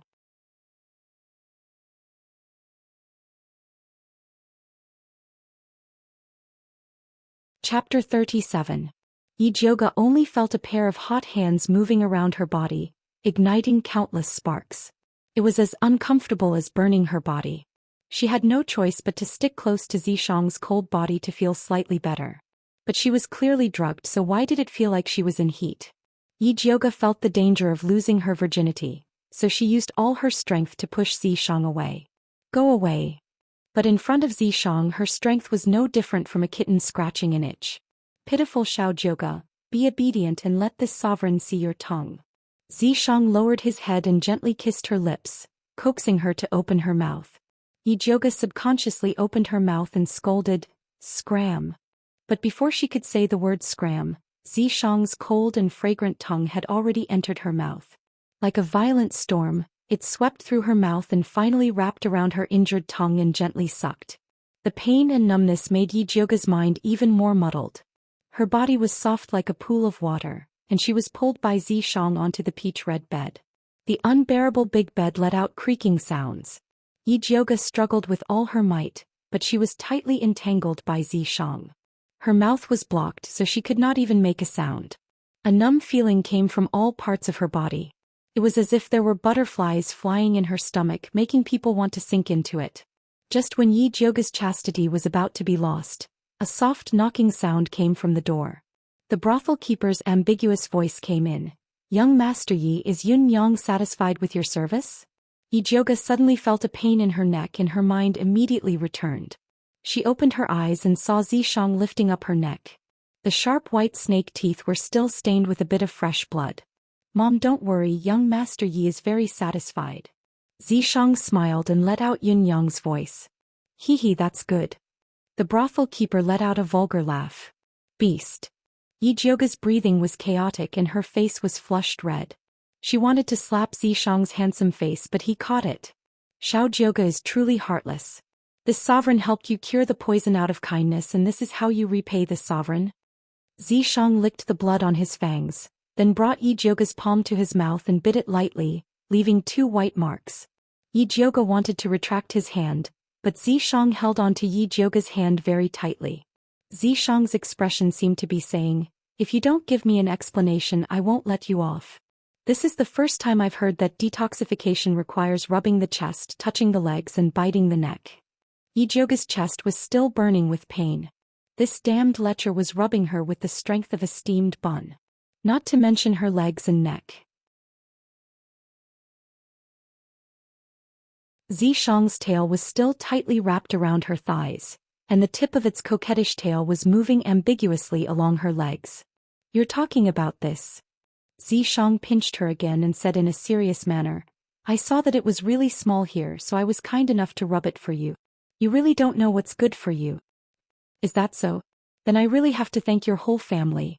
Yi Jiuge gritted his teeth and smiled. Who did he offend with a small chest? "No need to thank me." Zishang's bright red lips hooked up, smiling like a flower that had drunk its fill of blood. "Let go, don't delay me from doing proper business." Yi Jiuge fiercely slapped Zishang's hand away. Her martial strength was inferior to his, so there was no point in continuing to argue. It was more important to do proper business. "All right." Zishang reluctantly let go of Yi Jiuge. Yi Jiuge turned over and got off the bed. While tidying up her messy hair and clothes, she searched the room for winter moon resin. Sure enough, she found a slightly burnt white candle in a hidden cabinet. Just this little thing was enough to make Drunken Cloud Pavilion close down, but her goal was not this. Yi Jiuge checked Yun Yang and found that she was still unconscious. She planned to tie her up and interrogate her. Just kill her here, why go through the trouble of bringing her back? Zishang reclined on the peach blossom bed. His white jade-like palm was propped up on the side of his cheek. His black hair was like a crow's feather that spread across the entire bed. His coquettish face had an indifferent expression. Although he was half human and half snake, his peerless appearance completely transcended gender and species. He was so beautiful that people could not move their eyes away. The so-called flower queen Yun Yang was not even worthy of carrying his shoes in front of him. "Then you help me ask." Yi Jiuge had no feelings towards Zishang's beauty. He only knew that his demon eye was very powerful. Previously, when Hong Lu falsely accused her, Zishang had helped her once. "What's in it for me to help you?" Zishang slightly raised his long eyebrows. His peach blossom eyes ambiguously swept across Yi Jiuge's body. He had not touched enough just now. "1 drop of blood." Yi Zhouge did not give him any room to choose. Fine. Zishang was in a good mood and readily agreed. His snake tail swayed in front of Yun Yang. His fingertip released a purple light as he pointed it at her forehead. Yun Yang suddenly opened her eyes and stiffly sat up. She blankly stared at Zishang as if she was a doll being controlled by him. Ask whatever you want to ask. Zishang's body leaned against Yi Zhouge's body as if he had no bones. Help me ask her whose business Drunken Cloud Pavilion belongs to. Why did she use bewitching incense on me the moment we met? After Yi Zhouge spat out a series of questions, he closely stared at Zishang. He wanted to see how he was going to use his demon eye technique. Okay. Zishang did not avoid it. He began to use his demon eye technique in front of Yi Zhouge. His purple pupil suddenly split into two pupils. After turning a circle, it returned to a thin line. Yun Yang's gaze towards Zishang became even more lax. Her mouth opened and closed. Like a bamboo tube spilling beans, she said everything that Yi Zhouge wanted to know. So this Drunken Cloud Pavilion was actually the Su family's business. It was also a place they used to gather information and trade people. Because they had done too many shady things, they were very wary of unfamiliar faces. When Yi Zhouge just entered the door, he aroused their vigilance. Later on, when he said that he wanted to use the ice soul powder, it aroused their suspicions. Thus, they planned to use bewitching incense to knock Yi Zhouge down and then torture him. This Su family really has big guts. They actually dare to casually make a move on a stranger. They are simply lawless. Yi Zhouge clenched his teeth. Then he asked Yun Yang, "What's the matter with Chen Fuan?" The Su family wanted me to seduce Chen Fuan. Then they tricked her into framing Yi Mansion's fifth aunt. In order to earn money for me to redeem myself. Redeeming himself was fake. Poisoning him was the real deal.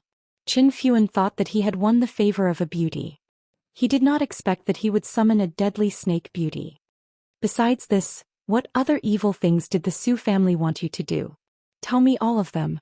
Yi Zhouge planned to use this evidence to clean up the Su family. There's no time.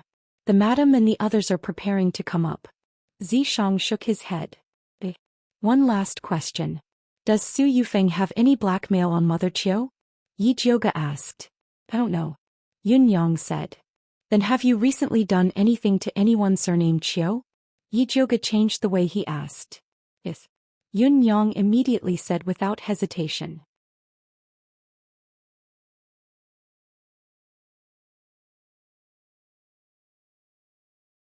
Chapter 38. Yun Yang had been in the Drunken Cloud Pavilion for so long, she had harmed too many people, but there was only one person with the surname Qiu. This person was called Qiu Dishing. He was in his early 20s, a beginner spiritualist and a frequent customer of the Drunken Cloud Pavilion. He had probably been chasing her for a long time. Yun Yang originally looked down on this low-level spiritualist, but orders came from above to lure Qiu Dishing into fighting another spiritualist, which was why she chose Qiu Dishing as a guest. Later, Qiu Dishing was heavily injured by his love rival, so he was dragged home to recuperate. Where does Qiu Dishing live? Yi Zhouge asked again. East Main Street number 17. Just as Yun Yang finished speaking, footsteps could be heard from the stairs. The brothel keeper guessed that the fat sheep surnamed Yi had already fainted, and was about to drag him down for interrogation. Let's go. Yi Zhouge did not plan to have a direct confrontation with the brothel keeper, so he got up and prepared to leave. How should we deal with this person? Zishang looked at Yun Yang. What do you think? Yi Zhouge asked. Kill. Zishang used his demon eye on Yun Yang. If it was discovered by others, it might bring trouble. Then kill him. This Yun Yang was an accomplice of the evildoer. She had committed many evil deeds. She deserved to die. Okay. Zishang did not make any movements, but Yun Yang's body softly fell to the ground as if she was in deep sleep. Yi Zhouge did not check. He opened the window and floated down. It was already dawn, the time when the ladies and guests were sleeping. The golden sunlight shone on the lonely red light street. After Yi Zhouge quickly left the red light street, he arrived at East Main Street number 18. This was a rather old house. The old stone lion in front of the door showed the owner's past glory. Yi Zhouge flipped over and entered the courtyard. He heard a familiar old voice. How do you feel today? Does your waist still hurt? Mother, my waist still doesn't have any strength. Please help me find Grandmaster Yi, let him give me some medicine. A young man's voice followed. You were beaten up in a brothel because of jealousy. What face do you want me to ask for medicine from the old master? The old voice belonged to Mother Chiu. Mother, I know I was wrong. I promise you that once my injuries are healed I will turn over a new leaf. I will never cause trouble again. I will be filial to you in the future. The man begged. Needless to say, this man was Qiu Disheng. I'll think of something when I get back to the Yi mansion. You rest well and I'll come back to see you later. Qiu Mama sighed and comforted her son before opening the door and walking out. Mother Qiu looked very haggard. Her face was full of worry and her hair was white. It was as if she had suddenly aged 10 years. No one would doubt that she was seriously ill. After Mrs. Qiu left, Yi Jiuge jumped down from the beam and looked through the crack in the window. She saw a young man in his early 20s lying on the wooden bed in the room. He had a high nose, deep eyes and high cheekbones. He looked exactly like Qiu Mama. Yi Jiuge opened his spiritual eye and carefully observed his aura and spiritual energy flow. He quickly discovered his illness. Yun Yang was truly lacking in morals. Not only did she beat Qiu Disheng up, she even broke his kidney meridians. Even if he could stand up and walk, his third leg would not be able to move. This was commonly known as impotence. This Qiu Disheng was beaten up in a brothel, so he must be a dissolute person.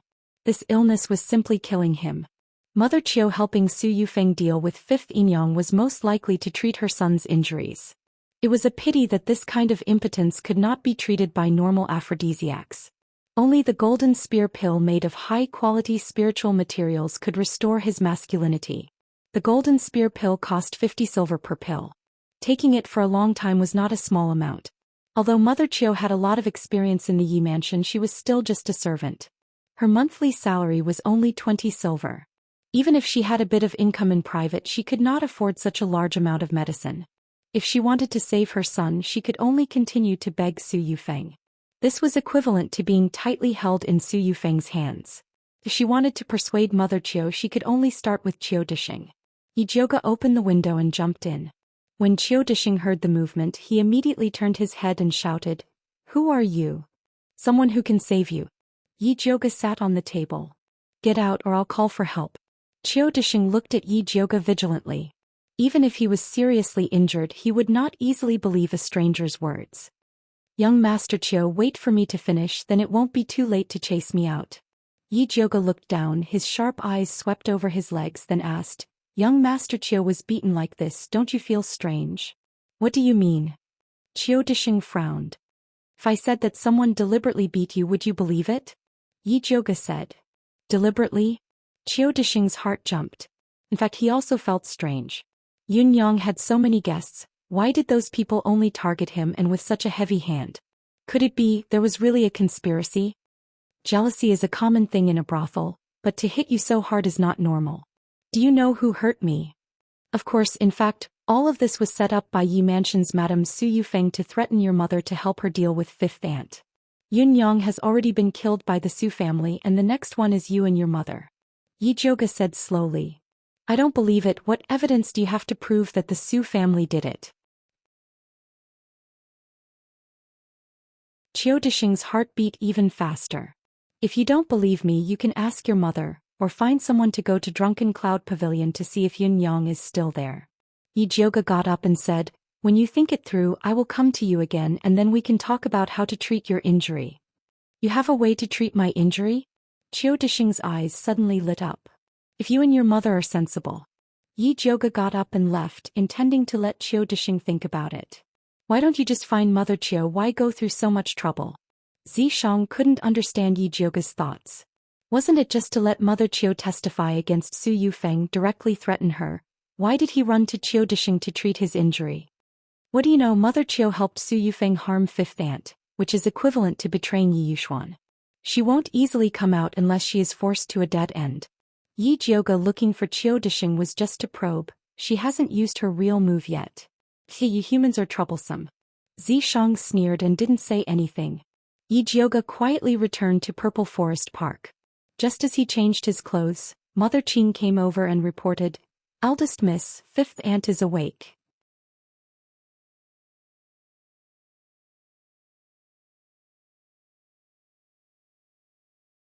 Chapter 39.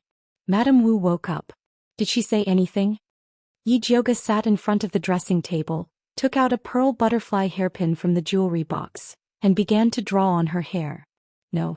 Qing's mother took the hairpin and helped Yi Jioga put it in place. Then she said, Qing Lu said that after fifth aunt woke up she was lying on the bed in a daze as if she had lost her soul. She couldn't even drink water. They were very worried, so they wanted to invite you over to have a look. Alright, I'll go and take a look. Fifth concubine knew that it was a good thing to regret. But if one regretted to the point of throwing away one's life, then the loss outweighed the gain. Yi Jioga came to fifth concubine's broken courtyard with Mother Qing and saw two sturdy women guarding the door. It seemed that they were from the torture room. In addition to the two of them, there was a pretty maid wearing a lotus-colored gown and two old maids guarding the door.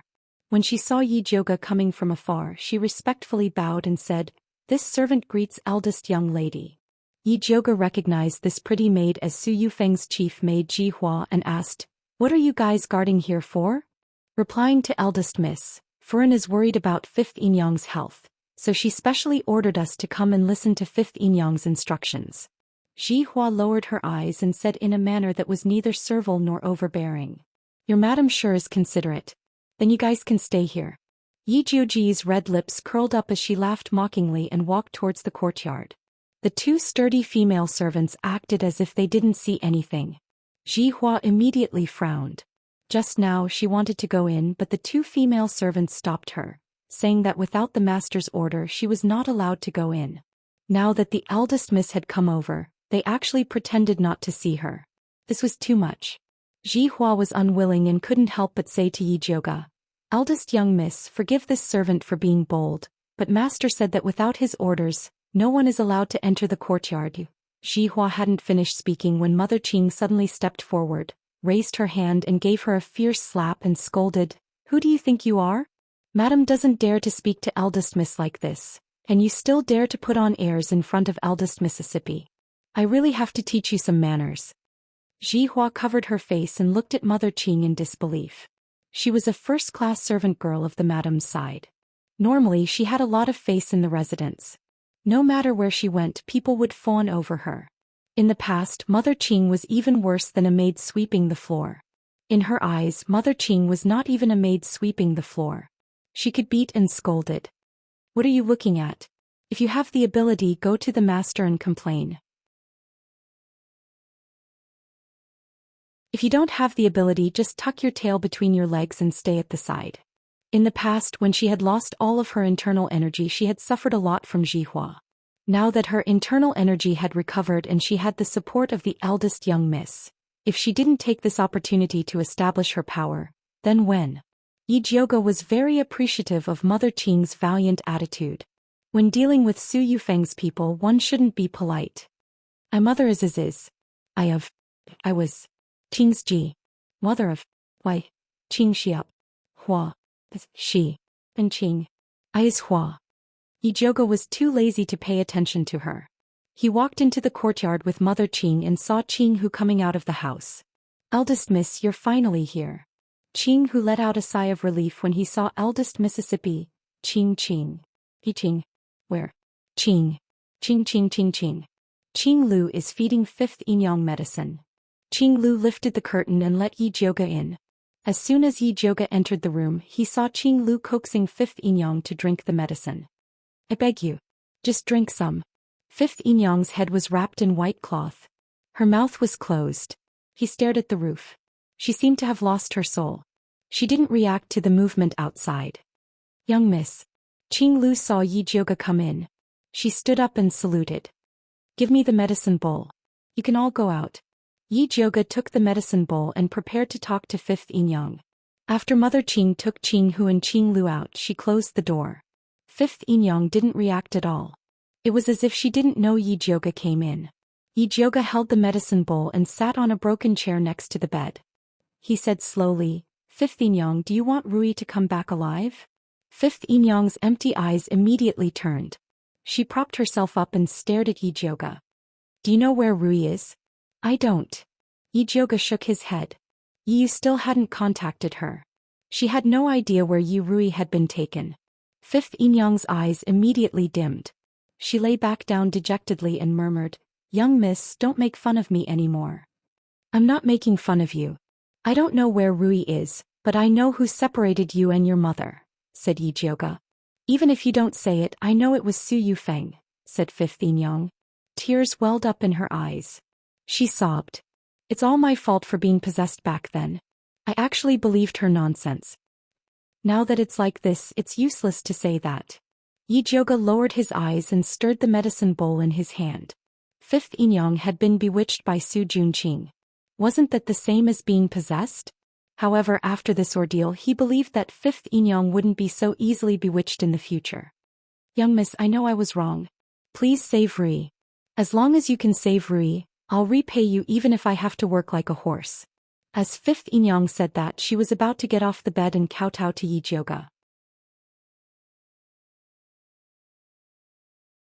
"Fifth Inyang, what are you doing?" Yi Jioge pressed Fifth Inyang back onto the bed. "Rui is my younger sister. Even if you didn't say it, I would still save her. However, you have to take good care of your body too. Otherwise, if Rui comes back and you collapse, wouldn't that make our loved ones suffer and our enemies happy?" "Young miss, don't worry. I definitely won't die before Su Yufeng." Fifth Inyang raised her head, and her eyes shone with a strong light of survival. She took the medicine bowl in Yi Jioge's hand and gulped it down. "You're right to think like that." Yi Jioge nodded in satisfaction. If Fifth Inyang, the victim, died, it would be useless even if she found Su Yufeng's weakness. At this moment in the ink garden, half of Ji Hua's face was swollen as she reported to Su Yufeng about Yi Jioge visiting Fifth Inyang. "Mother, this Yi Jioge is too arrogant. Even her old servant dares to bully us. If you don't teach her a lesson, we won't be able to leave Ink Water Garden in the future," Yi Xianxia said hatefully. Although her cousin and mother both said that they should let Yi Jioge go at this time, she really couldn't take it lying down. "Do you think I don't want to kill him? Isn't it not time yet?" Su Yufeng was also full of anger. That day when she saw Fifth Inyang hit the wall with all her might, she thought that she was dead for sure. She didn't expect that bitch to be so lucky and come back to life. However, what upset her the most was the news from the Su family. It said that Yun Yang suddenly died in the Drunken Cloud Pavilion. The murderer was said to be a youth surnamed Yi.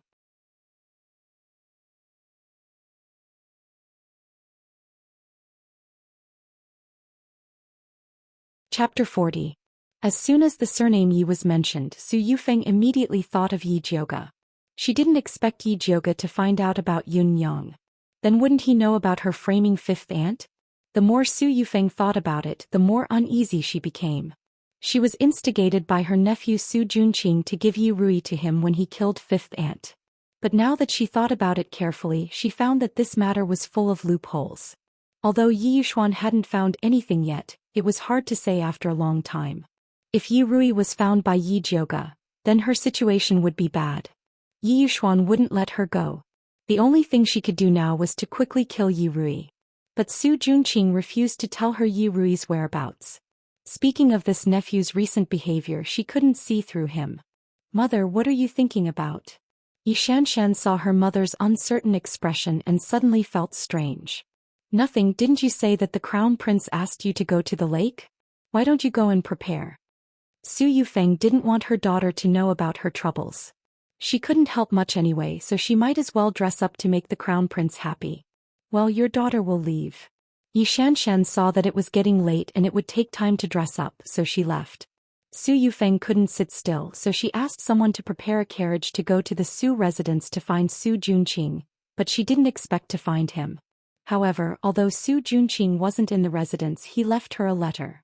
After Su Yufeng read the letter, a satisfied smile appeared on her face and she thought to herself, "So this brat had already arranged it. I was worried for nothing." Su Yufeng hurried back to the residence and immediately asked Ji Hua to find Mother Qiu. "Madam, Mother Qiu left early and hasn't come back yet," Ji Hua reported.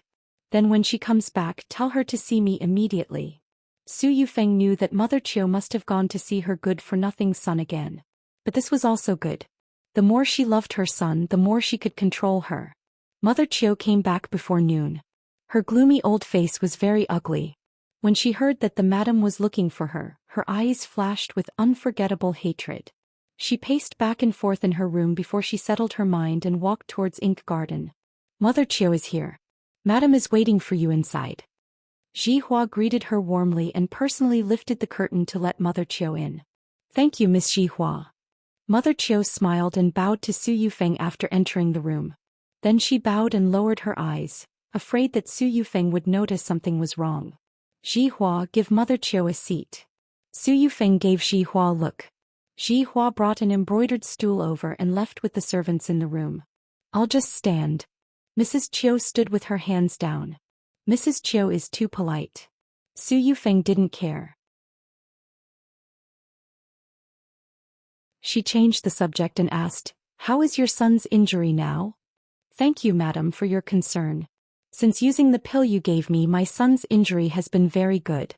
The doctor said that he will be fine after a period of rest. Mother Chiu said softly. It's good. But it takes 100 days to recover from a broken bone. This injury must be treated well and must not be delayed.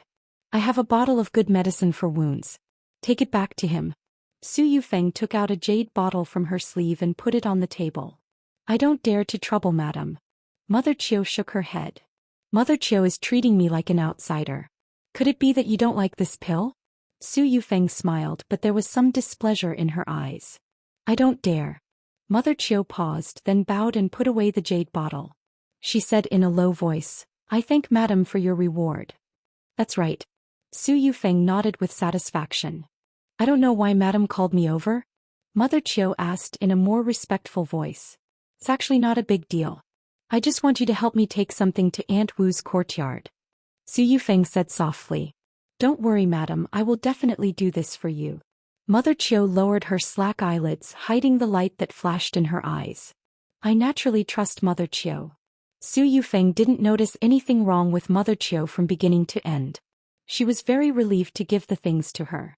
At this time, Yi Jioga was sitting on the soft mattress in the courtyard, drinking tea and basking in the sun. Mother Qing hurried in from outside the door and immediately reported in her ear, Eldest young miss, I heard that Madam summoned Chiu Mama to the ink garden as soon as she came back. I don't know if there's going to be another plot. I'm just afraid that she won't make a move. Yi Jioga put down the teacup and smiled proudly. Mother Chiu should have learned the truth from her son by now. If she was still willing to help Su Yufeng, then she wouldn't be bewitched. She would be kicked in the head by a donkey. What does young miss mean? Mother Qing looked confused. You don't need to worry about it. Just wait for a good show. Yi Jioga got up and prepared to go find Chiu Dishing to discuss the conditions. She didn't expect that when she arrived at Chiu family's courtyard, there was no one inside. She looked up and down, front and back, left and right, but didn't find a single person. Do you need this sovereign's help? Zishang's interested voice sounded in Yi Jioga's ear. You're not sleeping? Last time she wanted to ask him for help, but he was sleeping. Why was he so excited this time? I'm not sleeping. He was sleeping because it took too much soul power to transfer to Yi Jioga. But there was no need to let her know about this. Then help me find where Chiu Dishing went. Yi Jioga said. If it was the Su family that captured him, then it was exactly what she wanted. What's in it for me? He never worked for free. A drop of blood. This was the only thing Yi Jioga could offer. And a kiss. Zishang was a bit nostalgic for the kiss from last time. No way. Yi Jioga flatly refused. She refused to associate with beasts. Then you look for him yourself. Zishang was also a person with character. I'll look for him myself. Yi Jioga replied stubbornly. After she searched the inside and outside of the house again, she found that there were no signs of fighting inside the house. Everything was intact, but there were a few pieces of clothing missing from the wardrobe. In the end, Yi Jioga came to a conclusion. Chiu Dishing wasn't captured but was taken away by Mother Chiu. So Mother Chiu still didn't want to shed all pretense of cordiality with Su Yufeng. Tiske, she didn't expect Mother Chiu to be so tolerant. Her son was beaten to the point where he couldn't have sex, but she still continued to help the murderer. Sure enough, her brain was kicked by a donkey. What did this sovereign say? She could have just threatened the main character, but she just had to threaten her son. Now she lost face. Zishang was somewhat gloating. The monk can run, but the temple can't run. Even if Mother Chiu took my son away, I still have a way to deal with her. Yi Jioga wouldn't admit that her estimation was wrong. Fine, if you want this sovereign's help, you only need a kiss. Zishang's voice was full of temptation. Yi Jioge said, "Kiss yourself."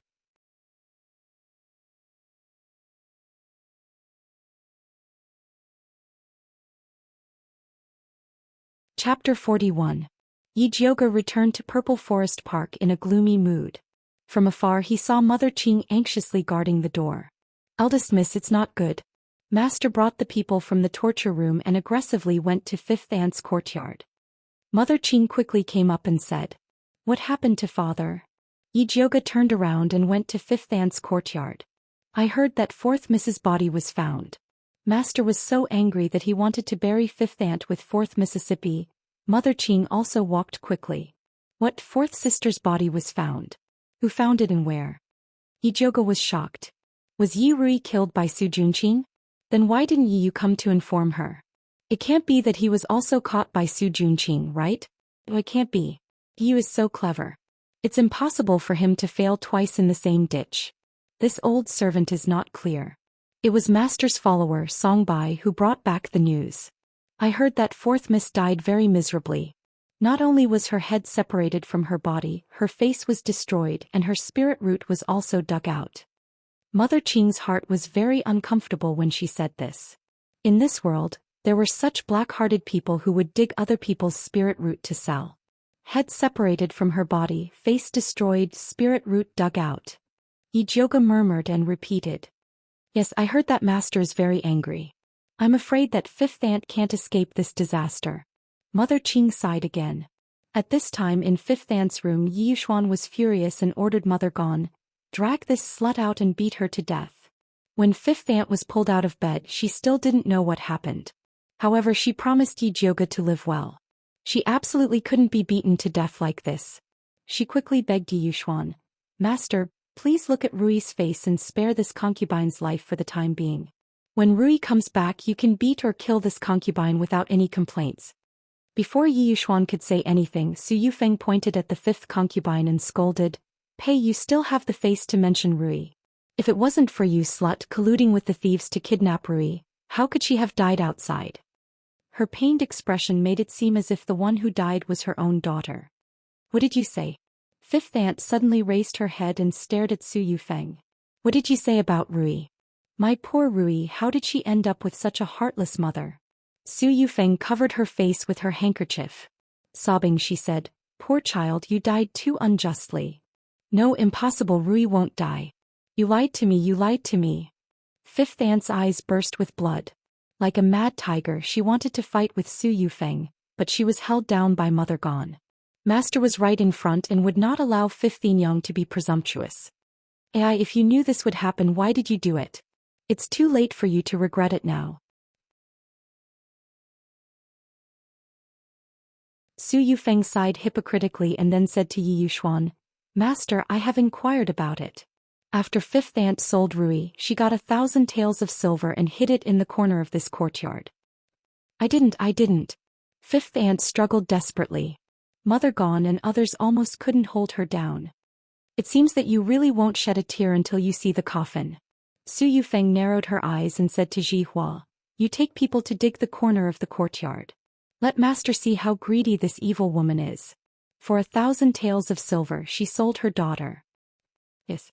Ji Hua nodded and immediately took people to dig with a hoe. "Master, this concubine didn't sell Rui. All of this is Madam's conspiracy. Please help this concubine." Fifth Aunt looked at Yi Yuxuan with tears streaming down her face. She hoped that he could help her. Unfortunately, she was doomed to be disappointed. Not only did Yi Yuxuan not help her, but he also lifted his foot to kick her heart. Yi Yuxuan used all his strength and anger. This kick could even break a boulder, not to mention Fifth Aunt's small body. Su Yufeng covered her mouth with a handkerchief to hide her proud expression. Mother Gone couldn't bear to look anymore. She was sure that Fifth Aunt couldn't avoid this kick. At this moment, Yi Jioge rushed over. Seeing that it was too late to save Fifth Aunt, she simply sent a palm wind towards Yi Yuxuan, forcing him to stop. Evil creature. Yi Yuxuan didn't expect that Yi Jioge would dare to make a move against him. When he raised his hand to meet the enemy, his feet stopped. When Fifth Aunt saw Yi Jioge, she immediately had a strong will to survive. She used all her strength to roll to the side and narrowly avoided Yi Yuxuan's fatal kick. Zhuge, you dared to make a move against your father? Su Yufeng's eyes suddenly lit up. This was simply a weakness that could be used against her. Father, I was just anxious for a moment. I hope father doesn't mind. Yi Zhuge hurriedly helped fifth aunt up. Seeing that she was fine, he let out a sigh of relief.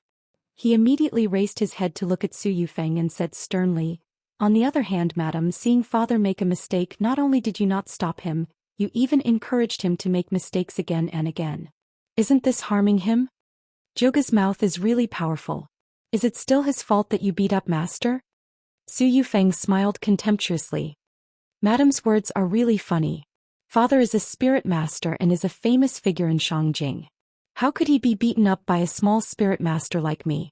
If your words were to spread, I'm afraid you would be laughed at. What are your intentions? Yi Zhuge sneered. Big sister, it's useless for you to quibble. Just now you made a move against father. Everyone in the courtyard saw it. Yi Xianxia said from the side. You saw me make a move, but did you not see me save fifth aunt? After Yi Zhuge finished speaking, he said to Yi Yuxuan, Father, no matter what, fifth aunt is Rui's mother. If you kill her indiscriminately, won't Rui be heartbroken when she comes back? If Rui can come back, I naturally won't kill her. But now that Rui is dead, what's the point of keeping this bitch? Yi Yuxuan said hatefully. Father, you said Rui is dead. Where is her corpse? If Yi Zhuge didn't see Rui's corpse with his own eyes, he definitely wouldn't believe that she was dead. Rui's corpse is still in the Ministry of Justice. As soon as Yi Yuxuan heard the news, he immediately brought people to kill fifth aunt. He didn't even have time to bring Rui's corpse back. Father, I heard that the corpse was decapitated and its face was destroyed. How can you be sure that it was fourth sister? Yi Zhuge asked again. Yi Yuxuan suddenly hesitated. He didn't want the corpse to be Yi Rui. After all, that child had wood and fire spirit roots. Songbai, I heard that you were the one who sent the message today. Say it again. Yi Zhuge's gaze turned and landed on Yi Yuxuan's follower.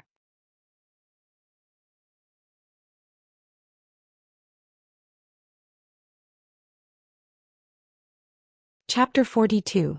Songbai looked at the master hesitantly. Seeing that he didn't stop him, he said, answering to eldest miss, today the Ministry of Justice sent a message saying that they found a 7-year-old female corpse with a token from Yi Mansion. So they asked us to go and see if it's someone from Yi Mansion.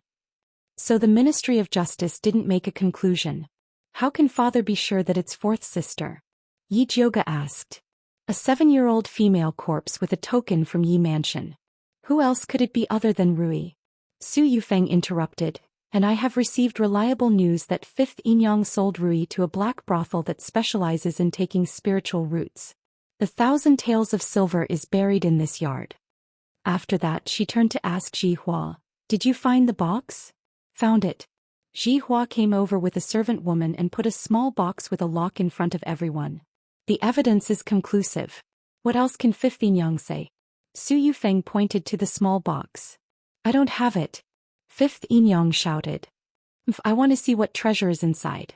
Madam knows it better than fifth Inyang. Yi Zhuge kicked the small lock and opened the box to find a pile of broken stones, not silver at all. Su Yufeng's eyes widened and she almost shouted. She clearly asked Chiu Mama to bury the 1,000 taels of silver and Yi Rui in fifth Inyang's yard. How did it turn into stone? Madam, you keep saying that this box contains the money fifth Inyang sold her daughter. I didn't know that this broken stone is so precious that it's worth the life of her own daughter. Yi Zhuge squinted at Su Yufeng. Fifth Inyang must have secretly exchanged the silver. Su Yufeng gritted her teeth and said. You're the one who said that it's buried here and you're the one who exchanged the silver. Madam, why don't you tell us where fifth Inyang exchanged the silver? Let's hurry and find it so that we don't waste madam's efforts. Yi Zhuge raised his voice so that everyone in the yard could hear him clearly. Su Yufeng didn't know where Chiu Mama put the silver. In order to avoid suspicion, Chiu Mama didn't live in Yi Mansion during this period of time. Now she couldn't find her. However, even if the silver disappeared, she still had a way to deal with fifth concubine. Master, I don't know where fifth Inyang got the news, but she actually transferred the silver away in advance. She's so cautious. No wonder she could bring people in and steal the Rui.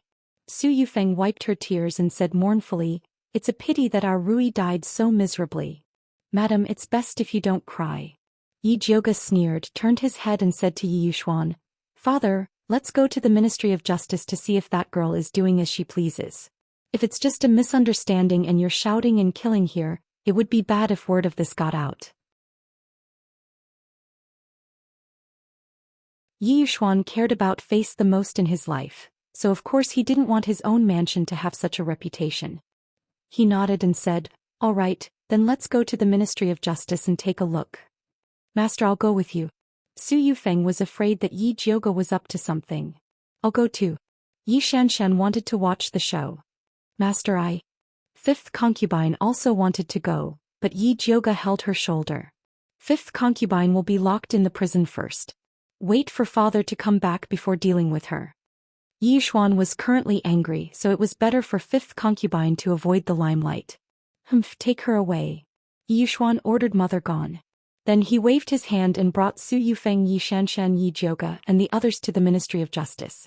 The person in charge of receiving them was Shangjing's most famous spirit hunter, Wan Xiang. He was about 25 years old, and his handsome facial features were deep as if they were carved by a knife. He was tall and straight, filled with the aura of a tough man, and had a cold and ruthless appearance. It was said that although he was born as a commoner, he was extremely talented and was an intermediate spiritualist at a young age. The Ministry of Justice spent a lot of effort to invite him over. When Wan Xiang saw Yi Yuxuan bringing his wife and daughter, he immediately frowned and said coldly, The morgue is an important place in the Ministry of Justice. Only Master Yi is allowed to enter. Alright, all of you wait outside. Yi Yuxuan also knew that Wan Xiang's temper was famous for being cold. He did not give face to anyone, so he was too lazy to waste time arguing with him. I want to go in as well. Yi Jioga stood in front of Wan Xiang and looked straight into his eyes. Do you not understand human language? Wan Xiang's eyes darkened and his voice was as cold as ice. If it was a normal woman, she would have been scared to tears. I suspect that the girl's corpse was deliberately used to frame my fourth sister, so I want to go in and examine it. Yi Jioga's eyes were like torches and she did not back down. You know how to examine corpses? Wan Xiang's expression loosened a little. Yes. Yi Jioga nodded. Examining corpses was also a necessary skill for a former secret agent like her. Jioga, what are you doing? Hurry up and back off. Yi Yuxuan shouted unhappily. Their Yi residence was an aristocratic family of alchemists. When did it become an aristocratic family of alchemists? Do you have a way to examine a destroyed spiritual root? Wan Xiang ignored Yi Yuxuan and asked. If the spiritual root is destroyed, we can still examine the bones. Examining the bones is more reliable than examining the spiritual root. Yi Jioga said seriously. Come in. Wan Xiang nodded, turned around and walked towards the Ministry of Justice's prison. Yi Jioga immediately followed. Yi Yuxuan looked at the two of them with hatred and followed behind them with a dark face. Although Yi Xianxian wanted to follow them, she did not dare to be presumptuous when she thought of Wan Xiang's sour face. She could only pull Su Yufeng's arm anxiously and asked in a low voice, Mother, is that corpse really fourth sister? Of course. Su Yufeng nodded. She believed that Su Junqing would not lie to her. When Su Junqing asked her for Yi Rui, she also suspected that Su Junqing was after Yi Rui's spiritual root. Now that Yi Rui had been captured for so long, it was time to take what should be taken. What was the point of keeping the corpse? Good. Yi Xianxian immediately felt relieved. Yi Rui was dead and Aunt Wu would not be able to live either. No matter what Yi Jioga said, it would be useless. Moreover, Yi Jioga had contradicted her father for Aunt Wu, so her father would definitely not tolerate her anymore. When the time came, they would find her father and join forces. They did not believe that they could not kill Yi Jioga. At this moment, Yi Jioga and Wan Xiang had just walked to the morgue behind the Ministry of Justice. Although the room was very spacious, there was only a black coffin in it. The entire room was filled with a strange stench. This morgue is specially used for unsolved cases. As Wan Xiang spoke, he opened the coffin from the side, and it happened to be facing Yi Yuxuan and Yi Jioga. Yi Yuxuan almost vomited when he smelled the stench coming from the coffin. He immediately covered his nose and distanced himself from the coffin. Yi Jioga had already noticed Wan Xiang's little trick.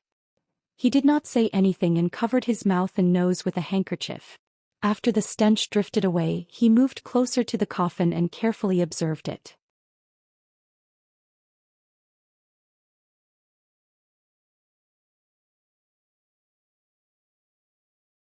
Chapter 43. Inside the coffin was the naked corpse of a headless girl. Her body was filled with knife and whip wounds and had been soaked in water until it had turned white, emitting a rotting smell. The head placed beside the corpse was even more tragic. The facial features had been cut off and the spiritual roots at the back of the head had been dug out. All that was left was a head of messy black hair. It was impossible to tell what she looked like. Lord Wan, where did you find this girl's corpse? What was the situation like? Yijioga asked solemnly. This girl's corpse was discovered by the villagers of Three Bends village. Because the longevity lock on the corpse had the 3 words Yi Rui carved on it, we came to your Yi residence. After Wan Xiang finished speaking, he took out a wooden plate from the side. On it, there were 5 exquisite pieces of jewelry that were used by girls. In the middle there was a longevity lock made of old silver. On it there was an image of a blossoming flower. On the back there were the 3 words Yi Rui. This longevity lock is indeed from our Yi residence. Yi Xuan said with a frown. This longevity lock was originally designed by a craftsman, specially made for the girls in the residence. Although Yi Rui was not valued by him, she was still his daughter. Therefore this longevity lock was still there. Yijioga did not ask any more questions. Instead she opened her spiritual eye and carefully examined the corpse before saying, "This is a 7-year-old girl. She should have died yesterday at the hour of the morning. Before she died she was violated and abused. After her death her head was chopped off and soaked in water." The more Wan Xiang heard, the more shocked he was. Originally he only wanted to try and let Yijioga in. He did not expect her to be able to say so many things. Furthermore, it was even more comprehensive than the coroner. Then is this corpse Rui's? Yi Yuxuan was only concerned about this question. I can't be sure about this. Let's first examine the bones to see if it's a fire or wood spiritual root. Yijioga did not dare to make a rash judgment. How do you intend to examine the bones? Do you want the coroner to help? Wan Xiang wanted the coroner to secretly learn from him. Sure. Also, ask him to help me prepare the withering grass, white swansea. Yijioga said the names of 5 herbs in one breath. These were the ingredients for examining the bones later. Sure. Wan Xiang nodded. He went out and called for a bailiff, asking him to immediately ask the coroner, Bai Songling, to prepare the herbs that Yijioga needed. Soon Bai Songling came over with the herbs. Yijioga had thought that coroners were all eccentric old men, but Bai Songling turned out to be very young. He was in his early 20s and wore a green robe. His skin was like jade, his lips were red, his teeth were white, and his smile was bashful. He looked like a delicate scholar. However, Yijioga felt that Bai Songling wasn't as weak as she looked, but she couldn't tell exactly how strong she was. Bai Songling was also quite surprised to see Yijioga standing beside the coffin. She then looked at Yi Yuxuan, who was far away from the coffin, and didn't know who to give the medicine bag to. Give it to me. Yijioga took the initiative to take the medicine bag. He opened it and found that the medicine inside was all good medicine. It was obvious that it was carefully selected. Bai Songling walked to Wan Xiang's side and asked in a low voice, "What happened?" He had thought that Yi Yuxuan would personally examine the corpse. How could it be Yijioga? One had to know that Yijioga's reputation in Shangjing was not good. Anyone who mentioned her would call her an idiot, useless, and ugly girl. Just watch. Wan Xiang didn't say much. Although he was a little surprised by Yijioga's autopsy, he reserved his evaluation of her before the results came out. Lord Wan, can you find a place for me to make the medicine? Nowadays, people paid attention to exclusive secret recipes, so Yijioga's request was very reasonable. Yes. There was a small room in the morgue that was specially used to store autopsy items. Yijioga walked into the small house and quickly crushed these herbs, mixing them together. Finally, he concocted an ink-black solution. She put the medicine into a small porcelain bottle and came out to borrow a boning knife from Bai Songling. She quickly removed all the hair, skin, and flesh on the girl's Bai Hui acupoint, revealing the clean and white skull. Wan Xiang and Bai Songling's eyelids twitched. Yijioga's technique was more sophisticated than the most experienced coroner in the Ministry of Justice. This is the bone testing liquid I made. As long as you apply it to the Baihui acupoint, you can see the spiritual root and bone structure of this corpse. If it's the spiritual root of wood or fire, it will turn green and red. Yijioga said and poured a few drops of the ink-black solution on the girl's head. In an instant the white skull was dyed black. After a while there was no change in the skull. It was still dark. What does this mean? Bai Songling couldn't help but ask. It means that this girl is just a mortal and has no spiritual root. Although Yijioga had already guessed that the girl was not Yirui, she still couldn't help but feel relieved. Are you sure? Wanxiang asked with a frown. Why did he feel that Yijioga was a little childish? How could she determine the girl's identity with a random bottle of medicine? Of course. Yijioga said, if Lord Wan doesn't believe me, you can find someone with spiritual root to try. Wanxiang reached out to Yijioga. It seemed that he wanted to test it himself. Yijioga generously handed the bottle to Wanxiang and followed him to the morgue next door. This morgue was bigger than the previous one. It was said that it was specially used to store the bodies of spiritualists. Wanxiang casually opened a coffin on the side. Lying inside was a middle-aged man with a wretched appearance. The cause of death was a big hole in his chest. The wound was dark and it could be seen that it was caused by fire spiritual power. Yiyuxuan curiously looked at it and asked, is this person the flower thief who committed crimes in Mianyang County some time ago? Yes. Wanxiang rudely cut off the scalp of the flower thief and then poured a little bone-testing liquid on it. The black liquid immediately turned into a rich cyan. I heard that this flower thief is a wood's spiritual root and is best at hiding. It seems that it's true. Lord Wan can catch him. It's really amazing. Yiyuxuan looked at Wanxiang's eyes with more appreciation. The flower thief has been rampant for many years, and all the spirit hunters couldn't do anything about him. Later when Wanxiang took action he brought his body back directly. Grandmaster Yi is overpraising. Although Wanxiang is arrogant he is not a fool. Yiyuxuan is also a master of alchemy. If he takes the initiative to make friends with him he will not push him out. Lord Wan. Just as Yiyuxuan was about to befriend Wanxiang, he was interrupted by Yijioga. Lord Wan, although that girl is not my fourth sister, she must have been wronged for dying so miserably. Please Lord Wan, you must arrest the real culprit. This is natural. In fact, we have long found that many girls have been lost in the nearby villages, but their families have not come to report it. It is difficult for us to trace it. When Wanxiang said this, his sharp eyes looked at Yiyuxuan. I don't know how the fourth miss of Yi Mansion was lost.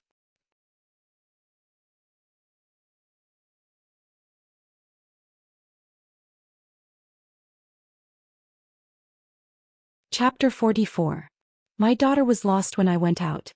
We have already found some clues. Lord Wan, you don't have to worry about it. Yiyuxuan acted as if finding a daughter was just a small matter. Yijioga knew that Yiyuxuan cared about his face and would never bring the scandal in the mansion to the Ministry of Justice.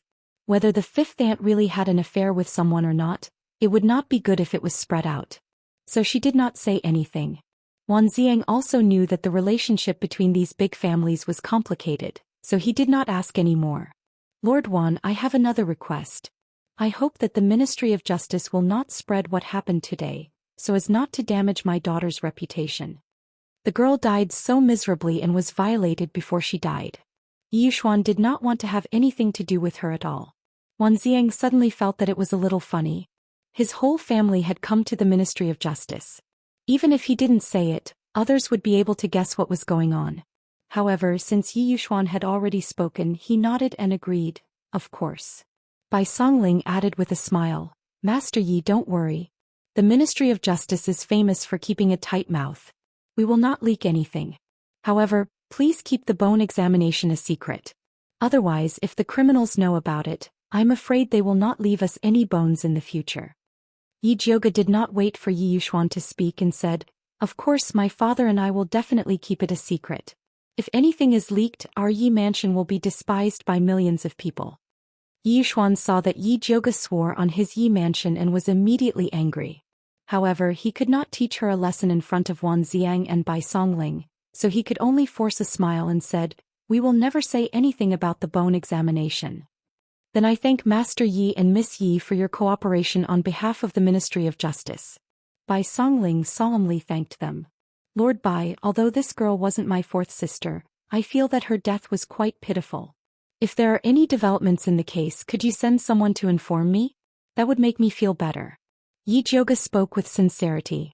Hearing this, Yi Yuxuan immediately frowned. He did not want to have anything to do with these messy things.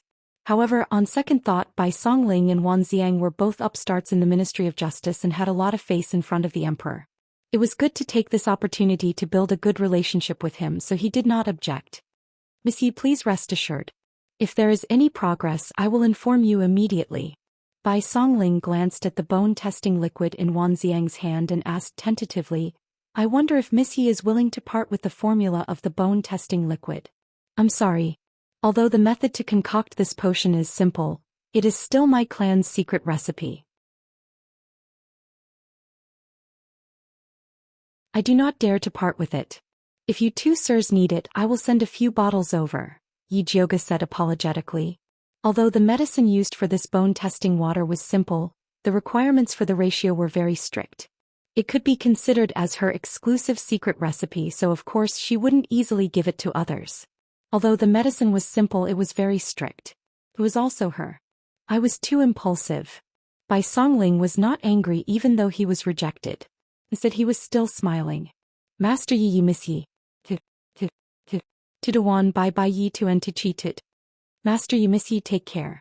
Bai Songling and Wan Xiang still had work to do, so they asked the runners to send them out. On the way out, Yi Zhouge took the opportunity to criticize Yi Yuxuan. Father, don't you think it is a little strange? The Ministry of Justice just sent someone to send the news. Madam found out that Madam Wu sold her daughter's money. She was also sure that fourth sister was sold to the Black Kiln to dig spiritual roots. It is really suspicious. Although Yi Yuxuan did not speak, his face darkened. When they left the Ministry of Justice, they saw Su Yufeng and Yi Xianxia were still waiting outside. Mother Qing stood behind them and looked at Yi Zhouge anxiously. Yi Zhouge deliberately made a very painful expression and shook his head at Mother Qing. Su Yufeng immediately covered her mouth with a handkerchief and cried sadly, My poor Rui, how could you die so miserably? Sob sob, fourth sister, my poor fourth sister. Yi Xianxia also cried. Yi Yuxuan's face immediately became very ugly. He shouted angrily, Why are you crying? Rui is not dead. Su Yufeng stopped crying and looked at Yi Yuxuan in disbelief. Rui is not dead. How is this possible? As soon as she said it, she knew it was bad. She quickly explained, I mean, you look so sad as if something happened to Rui. Shut up. Yi Yuxuan suddenly interrupted Su Yufeng and glared at her fiercely. I'll settle the score with you when we get back. With that, he swung his sleeves and got into the carriage. After returning to the Yi mansion, Yi Yuxuan angrily called Su Yufeng to the study. He slapped the table and asked, Su Yufeng, tell me the truth. Were you the one behind the matter of fifth aunt and Rui? Master, I'm innocent. I definitely didn't do these things. Su Yufeng quickly shook her head and denied. Humph, do you think I don't know who you are? It's fine if you are jealous and suppress fifth aunt. I didn't expect you to even dare to do something to my own daughter. I think your courage is getting bigger and bigger. Yi Yuxuan picked up a celadone teacup and fiercely threw it to the ground. Tea and debris splattered everywhere, drenching Su Yufeng's skirt. She was so scared that her body trembled, but she knew that she couldn't admit it even if she was beaten to death. Master, I don't know whose slanderous words you heard to wrongly accuse me, but I definitely didn't do those things. If you don't believe me, there's nothing I can do. I can only ask to go back to the Su mansion and think about it. Su Yufeng's eyes reddened. She cried like a weak willow in the wind. Yi Yuxuan thought of the old master who was still in seclusion and the Su family's imposing manner, and his anger subsided. This wife was still helpful to him, so he couldn't divorce her. So he slowed down his tone and said with a little pampering, What nonsense are you talking about? Why are you going down? It's not like you don't know my temper. When I'm anxious, my words are a bit heavy. Don't take it to heart. I don't dare. Su Yufeng wiped her tears and pretended to be aggrieved and moved. Yi Yuxuan's suspicions were mostly wiped away by Su Yufeng's tears. He immediately pulled her into his arms and warmly comforted her. It was my fault this time. I didn't investigate clearly before throwing a tantrum. I apologize. Master, please don't say that. I didn't manage the inner courtyard well. It's my fault. Su Yufeng said softly. Yi Xuan suddenly felt a bit guilty and his voice became even softer. Go back and rest well. Don't let your imagination run wild. Yes. Su Yufeng gently nodded her head and left the study. Returning to the ink garden, the more she thought about it, the more shocked she became. She didn't know where Yi Xuan got the news that he actually suspected her. Could it be that old servant Mother Chiu said something?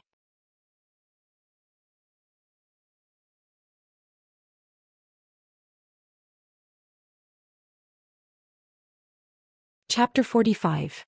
Su Yufeng frowned, called Xihua in and asked, Xihua, is Mrs. Chiu back? Mrs. Chiu just came back. Xihua knew that her wife was very concerned about Mrs. Chiu's movements recently, so she was always paying attention. Call her here. Su Yufeng gritted her teeth and said, Yes. Xihua quickly brought Mrs. Chiu over. I don't know why Mrs. Chiu is looking for me? Mrs. Chiu asked respectfully. You still have the face to ask? Su Yufeng slammed the table and asked angrily, I told you to bury 1,000 taels of silver and Yi Rui's indenture in the 5th aunt's yard. How did those things turn into stone? I'm innocent. I did bury things in the yard as you ordered. I don't know how they turned into stone. Mrs. Chiu knelt down in fear and said anxiously, Could it be that the 5th aunt found a clue and secretly exchanged the silver? Su Yufeng squinted at Mrs. Chiu and thought of something. Her anger suddenly subsided. She nodded and said, It's possible. After all, the 5th aunt has always been crafty. It's not surprising that she exchanged the silver. It's all my fault. I thought that the 5th aunt was lying in bed and relaxed. That's why things went wrong. Please punish me, Mrs. Chiu. Mrs. Chiu said guiltily. This can't be blamed on you. Forget it, you can leave. Su Yufeng said lightly.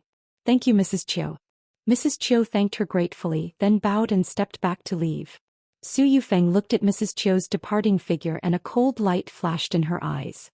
The next morning she took a car to the Su mansion. This time Su Junqing was at home. As soon as he saw Su Yufeng, he smiled and said, Aunt came to see me. Is everything settled? Settled my ass. Su Yufeng cursed. She pointed at Su Junqing and scolded, You stinking brat, you really made me miserable. You casually found a girl's corpse to impersonate Yi Rui. Do you really think that those people in the Ministry of Justice are fools? What? The Ministry of Justice saw through the body? How is that possible? Su Junqing was a little surprised. The girl's figure was exactly the same as Yi Rui's, and she was wearing Yi Rui's clothes, jewelry and longevity lock. How could the people from the Ministry of Justice recognize her? How would I know? Master is certain that the girl's body isn't Yi Rui's, Su Yufeng snapped. Su Junqing frowned slightly. Only Wan Xiang and Bai Songling could see through the disguise of the corpse. These two people were really difficult to deal with. They kept a close eye on his secret businesses, which made him hate them to the bone. He wanted nothing more than to get rid of them. Unfortunately, the cultivation of those two people was too high.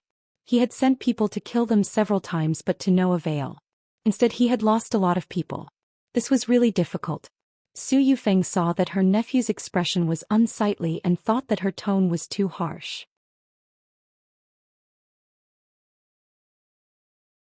She softened her tone and said, Junqing, it's not that Auntie wants to scold you, but Yi Rui can't be left alive. Don't worry. Yi Rui won't live for more than 7 days, Su Junqing said with certainty. Why did you stay so long? Su Yufeng frowned. Even if he wanted to play with little girls, there were plenty in Drunken Cloud Pavilion. Why did he have to hold on to Yi Rui? Auntie doesn't need to worry about this. I heard that cousin and the crown prince have been traveling a lot recently. It seems that their good times are near. Su Junqing faintly smiled and changed the topic. Su Yufeng couldn't force her nephew too much. After all, he was the future successor of the Su family. She still had to rely on him, so she said, Xianxia, that girl is not sensible. I still need you to put in a few good words for her in front of the crown prince. Don't worry. Nephew will definitely help cousin achieve her wish. Su Junqing smiled. That's right, how is the investigation of Yunyang? Su Yufeng asked again. Although she suspected that it was Yi Jioga who did it, it was hard to guarantee that it wasn't someone from another faction before finding evidence. After all, there were too many people who were jealous of their Su family. Haven't found it yet. Su Junqing was unhappy when he talked about this matter. He had nurtured Yunyang for so many years and even taught her the bewitching technique. Just as he was about to succeed, he didn't expect her to be killed. It was a huge loss. I think it's best to be stricter in Drunken Cloud Pavilion. Nephew understands. That's right, I have one more thing I need your help with. Su Yufeng lowered her voice and carefully told Su Junqing. It's just a small matter. Don't worry. Nephew will definitely help you cut the weeds and eliminate the roots. Su Junqing nodded. It's best to throw this matter to Yi Jioge. Su Yufeng said with a gloomy face. This is a bit difficult. Su Junqing said hesitantly. After Yi Jioge returned from the 10,000 feet abyss, there were a lot of people watching her. Making a move on Yi Jioge now would be very disadvantageous to them.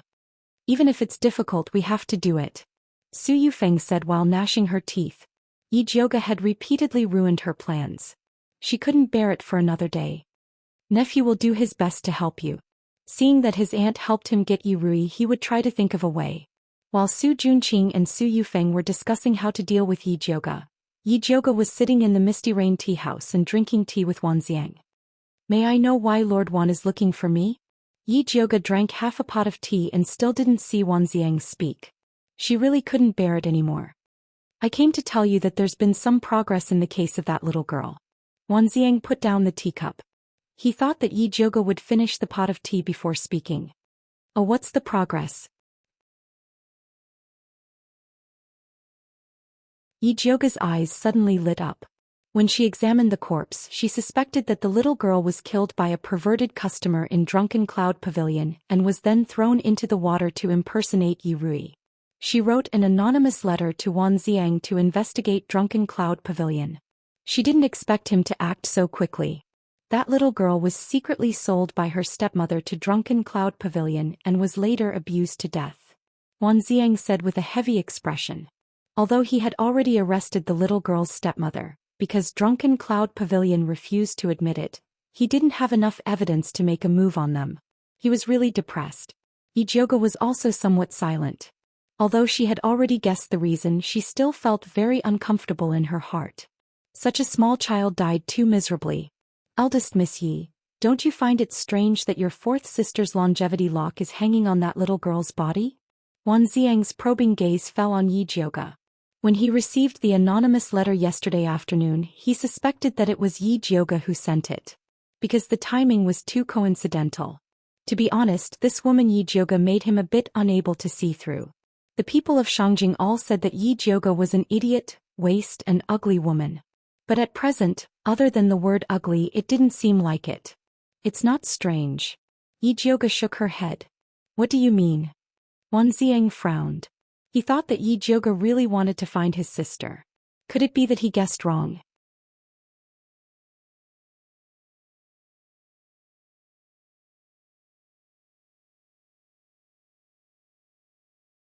Chapter 46. Because Drunken Cloud Pavilion is the Su family's property. Yi Jioge said word by word. The Su family's property? Wanxiang's pupils shrank. No wonder he couldn't find out who the boss behind Drunken Cloud Pavilion was. It was the Su family. No, wasn't Yi Yushuan's wife Su Yufeng a daughter of the Su family? How did fourth Miss Ye's longevity lock appear on the girl's body? Could it be that Yi Yushuan was captured by the Su family? That's right, just as Lord Wan thinks. My fourth sister was captured by the Su family. Yi Jioge smiled bitterly and said, I'm not afraid to laugh at you. My stepmother failed to murder me, so she set her sights on my fourth sister and her daughter. I only hate that I'm not capable enough to protect them. Damn the Su family. Wanxiang's usually expressionless handsome face suddenly cracked. His anger overflowed. His sharp eyes were bloodshot and he seemed to have turned into a beast. Yi Jioge didn't expect Wanxiang to be so angry. But looking at his expression, it seemed more like he was venting his anger. Could it be that he had the same experience? If that was the case, then she could have asked Wanxiang to help her find Yurui. Unfortunately, Yi Yu's identity was sensitive and related to the treasure map. Otherwise, she could have asked Wanxiang to help her. After Wanxiang realized he had lost his composure, he quickly controlled his emotions and changed back to his previous cold appearance. He said stiffly, Miss Yi, if you have any clues about Yi Yushuan, you can find me. I will definitely help. Thank you, Lord Wan. Yi Jioga showed a grateful expression. No need to thank me. Wan Ziang didn't say anything else. There was another awkward silence in the room. Yi Jioga pretended to look at the sky. This Wan Ziang was too difficult to talk to. She wanted to leave. It's getting late, I'll send Miss Yi back. Wan Ziang stood up. Ever since he knew that the Su family had ulterior motives towards Yi Jioga, he suddenly felt that Yi Jioga was very weak and needed his protection. Yi Jioga nodded and walked out of the tea house with Wan Ziang. He didn't expect to bump into the Crown Prince and Yi Xianxian. Yi Xianxian saw Yi Jioga and Wan Ziang and rolled her eyes. She suddenly covered her mouth and laughed. Big sister lied to me that you came out to buy things. Turns out that you came out to drink tea with Yi Darren.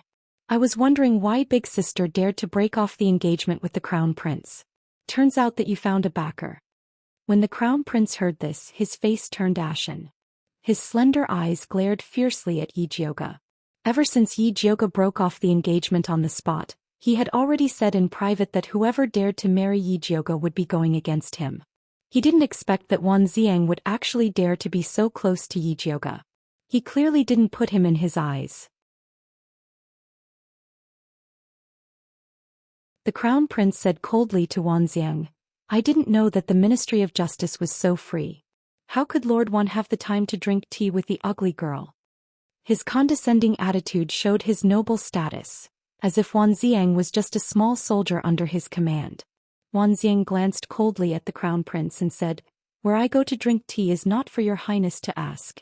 He was a spirit hunter, but he could be addressed as Lord Wan because of his high aptitude.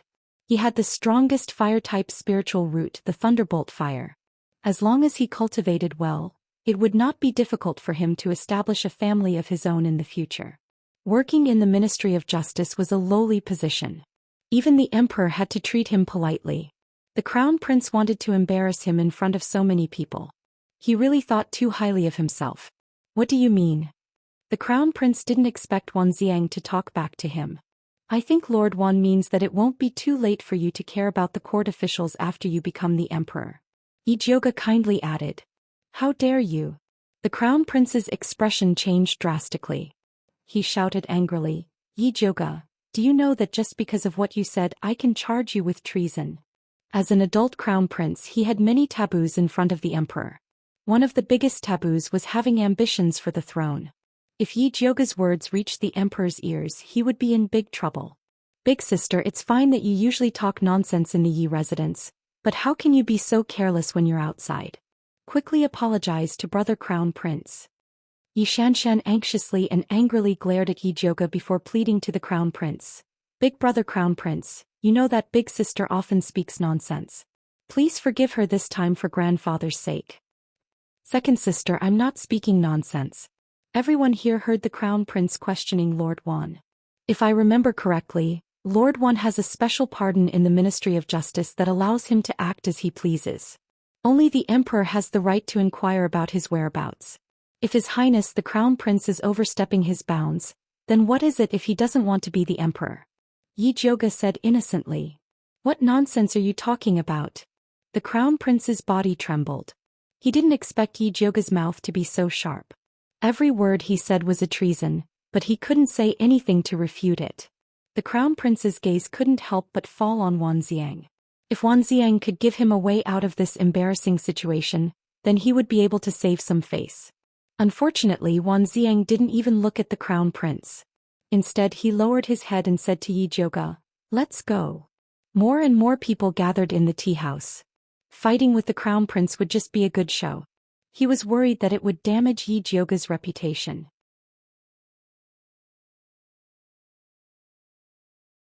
Unfortunately, Wan Ziang didn't understand Yi Jioga. It was rare for a scumbag to put his face in her hands. How could she face herself if she didn't slap him a few times? Yi Jioga nodded and said to Wan Ziang, Okay, let's go. Then he walked straight to the Crown Prince and said in a provocative tone, Crown Prince, why are you blocking our way? Could it be that you want to challenge me again? But let me be frank this time. You have to let me slap you at least 6 times. Otherwise I won't do it. Slut. The Crown Prince thought of the humiliation he received last time and couldn't help but raise his hand to slap Yi Jioga's face. However, just as his hand was in midair, It was grabbed by a large palm. Wanxiang said with a heavy expression, "Crown Prince, please conduct yourself. What kind of man is hitting a woman?" But before he could finish his words, he saw Yi Jioge suddenly raise his foot and kick the Crown Prince's waist. The Crown Prince couldn't stand steadily and his body staggered to the side. "Crown Prince brother." Yi Xianxia wanted to help the Crown Prince up, but she fell to the ground with him and screamed. "Crown Prince, you really are a person who remembers old friendships. Thank you, thank you."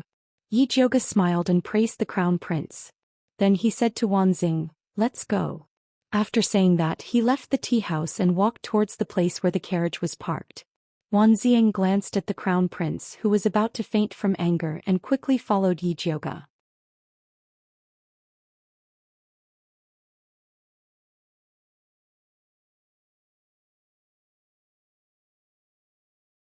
Chapter 47. Before Yi Jioge entered the carriage, she turned around and said guiltily to Wanxiang, "I'm sorry, I was too impulsive and caused you to offend the Crown Prince. I'm really sorry." Actually, Yi Jioge didn't feel sorry at all. Since she wanted to rope in Wanxiang, she naturally had to turn her enemy into his enemy. "Don't worry about it." Wanxiang shook his head. In any case, he didn't like the Crown Prince, who was treacherous and overzealous. But the Crown Prince is the Crown Prince. If he wants to deal with you, you'll be at a disadvantage. Wanxiang was truly worried for Yi Jioge. So what? Not just the Crown Prince, even if it's the Emperor, if he dares to offend me, I'll beat him. Yi Jioge's red lips curled up. Her phoenix eyes were deep and her aura was silent. It was like a blazing fire that couldn't be looked at directly. Wanxiang's heart shook.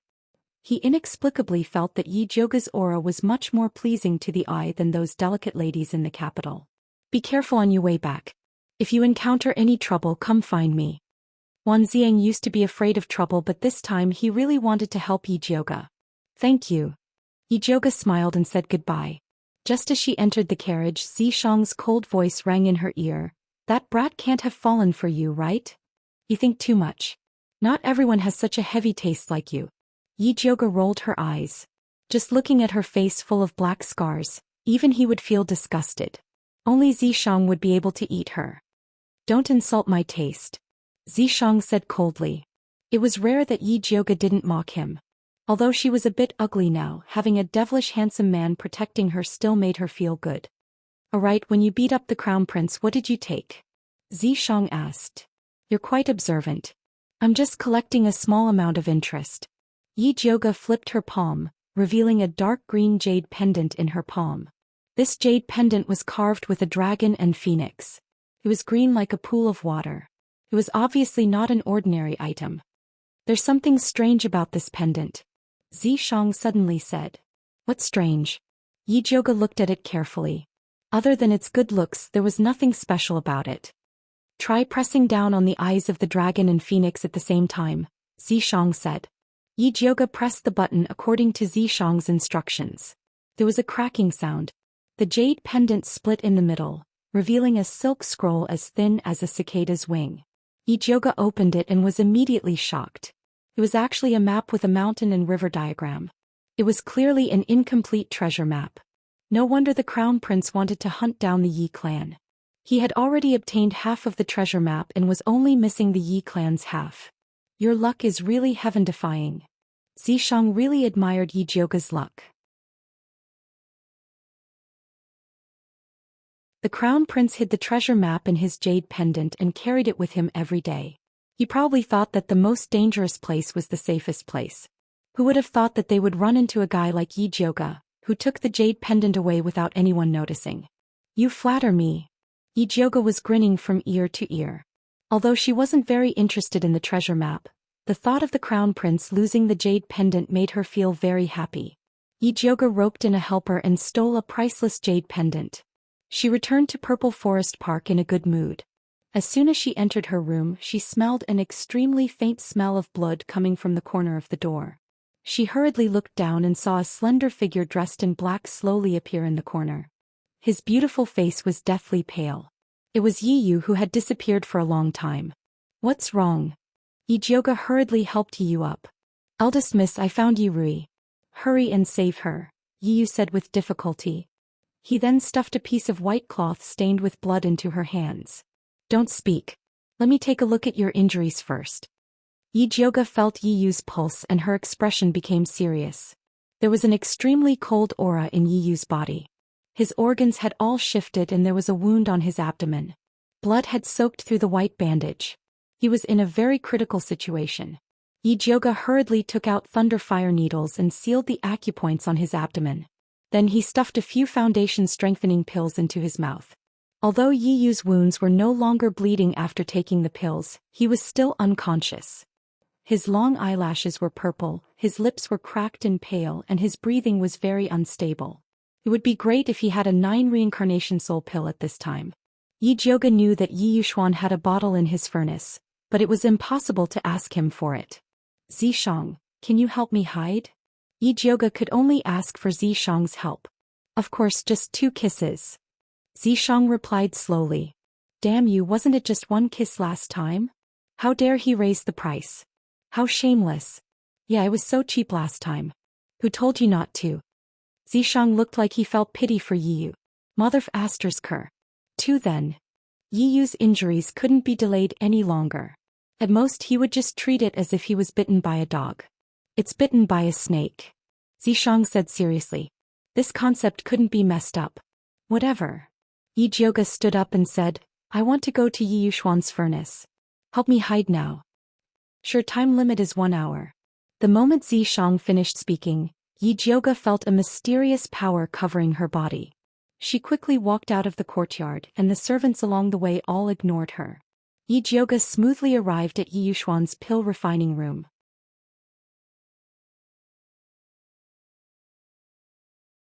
Although there were many guards around because it was daytime, the windows of the furnace were open for ventilation. Yi Jioga dove in through the window. The pill refining room was very wide and in the middle was a bronze furnace. On the wall were rows of wooden shelves. On the left were all sorts of medicinal ingredients and on the right were finished pills. Yi Jioga didn't find the 9 reincarnation soul pill on the wooden shelves, so she started to look for a secret compartment.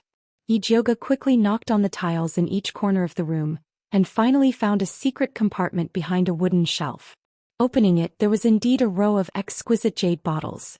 Other than the 9 reincarnation soul pill, there were also 100-year Lingji powder, Tianshan snow lotus pill, marrow cleansing and meridian cleansing. Yi Jioga's pupils shrank when she saw these pills. She remembered that these 100-year Lingji powder and Tianshan snow lotus pill were left for her mother by her grandfather. Because her mother's body had always been weak, her grandfather spent a lot of effort to refine these 2 bottles of pills that could prolong her life. When she heard that her mother was seriously ill, Yi Yushuan took out all the precious pills in the house for her to consume. His infatuation touched countless people in Shangjing. Who would have thought that he would actually steal her mother's life-saving pills and hide them in the secret compartment?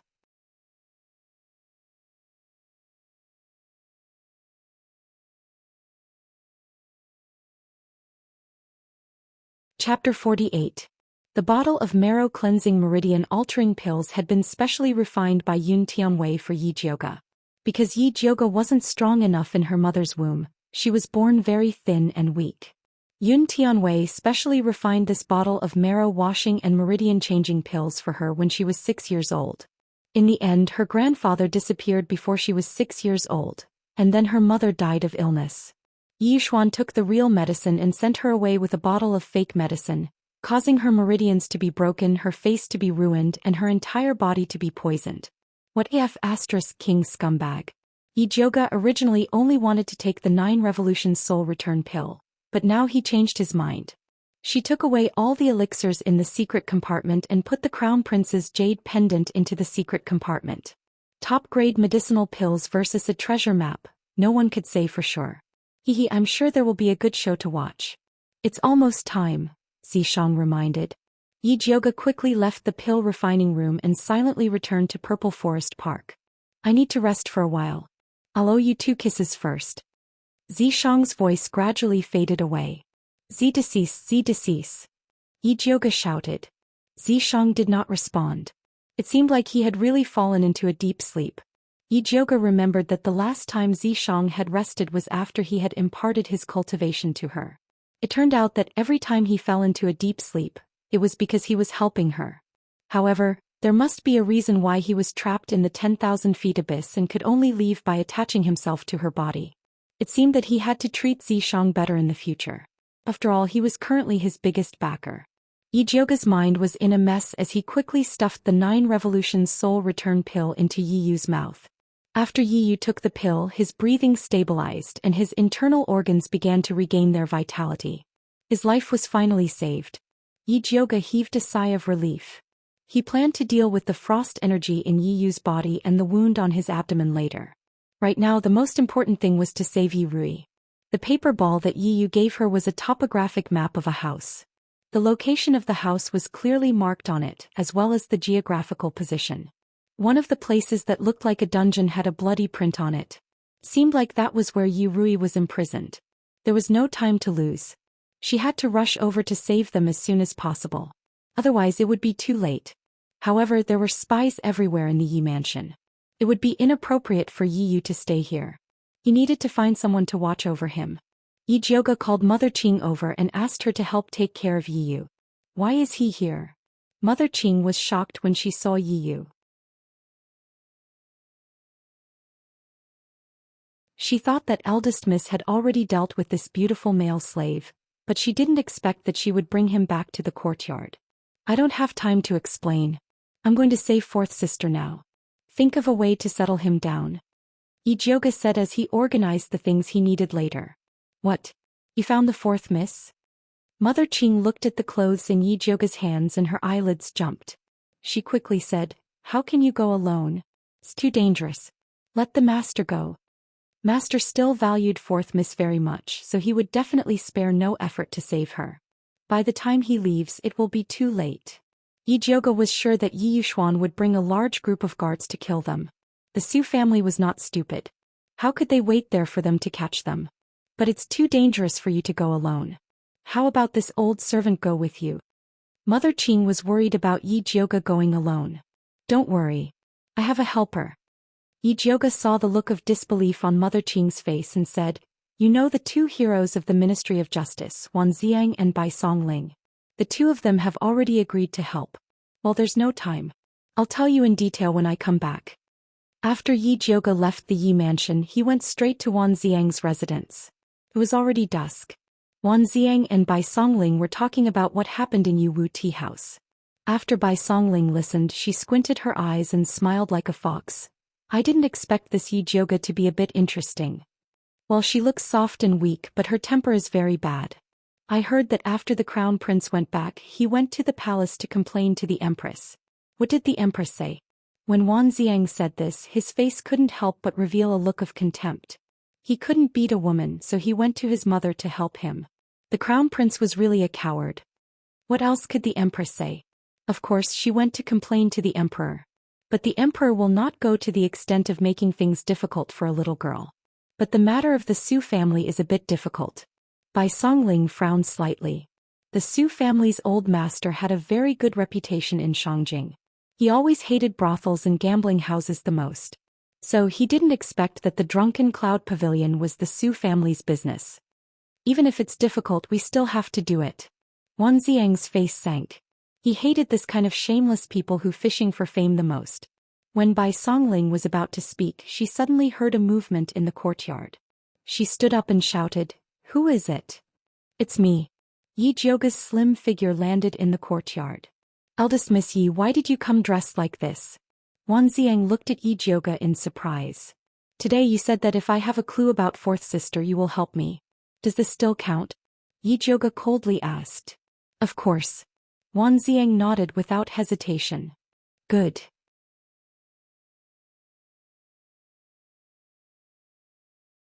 Come with me to save her now.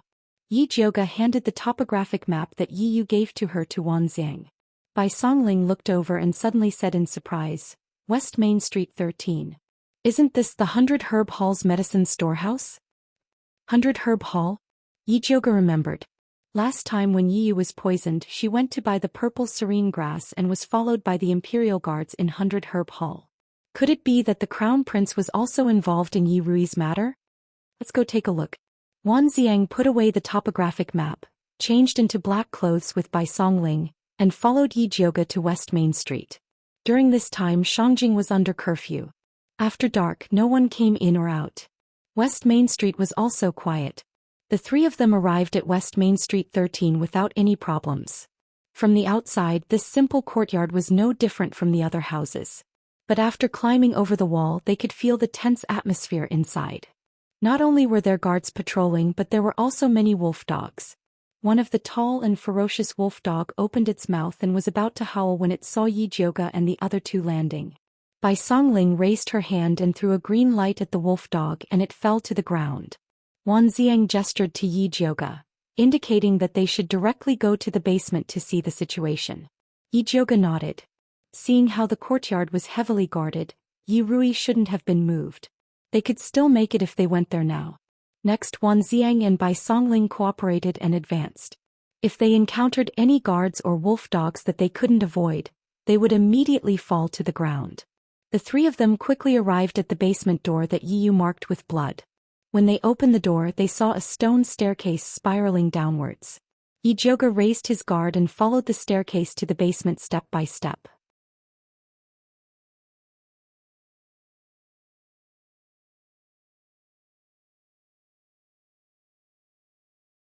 Chapter 49. There was no light in the basement. It was dark and gloomy. She couldn't even see her fingers in front of her. She didn't know where the cold air came from. Yi Jioge took out a match and was about to light it. Suddenly, a cold wind came from the back of her head. She immediately waved her hand and a purple spirit light went up to meet it. Boom! The two palms collided and a few spirit lights appeared. Yi Jioge could feel a cold power flowing into her body through her palms. It was like a heavy hammer attacking her internal organs. She couldn't help but take a few steps back. Her blood was surging and a mouthful of blood rushed to her throat. Fortunately Wan Xiang reacted quickly. He immediately shot out a few fireballs towards the black shadow that attacked Yi Jioge. Bai Songling's green vines wrapped around Yi Jioge and protected her behind her. Yi Jioge swallowed the blood in her throat. With the light from Wan Xiang's fireballs, she found that the one who attacked her was a tall and thin man in black. He had a pair of vicious triangular eyes, thin cheekbones, and a pair of pale blue hands with a faint black light. Every time he waved his hands, a cold wind would be stirred up. Needless to say, you must have been injured by this person. Are you okay? Bai Songling looked at Yi Jioge's pale lips and asked worriedly. I'm fine. Yi Jioge swallowed a 9-turn soul return pill. The boiling blood immediately calmed down. Bai Songling saw that Yi Jioge's pale face quickly returned to normal. She knew that the pill she took was not ordinary. She then went to help Wan Xiang.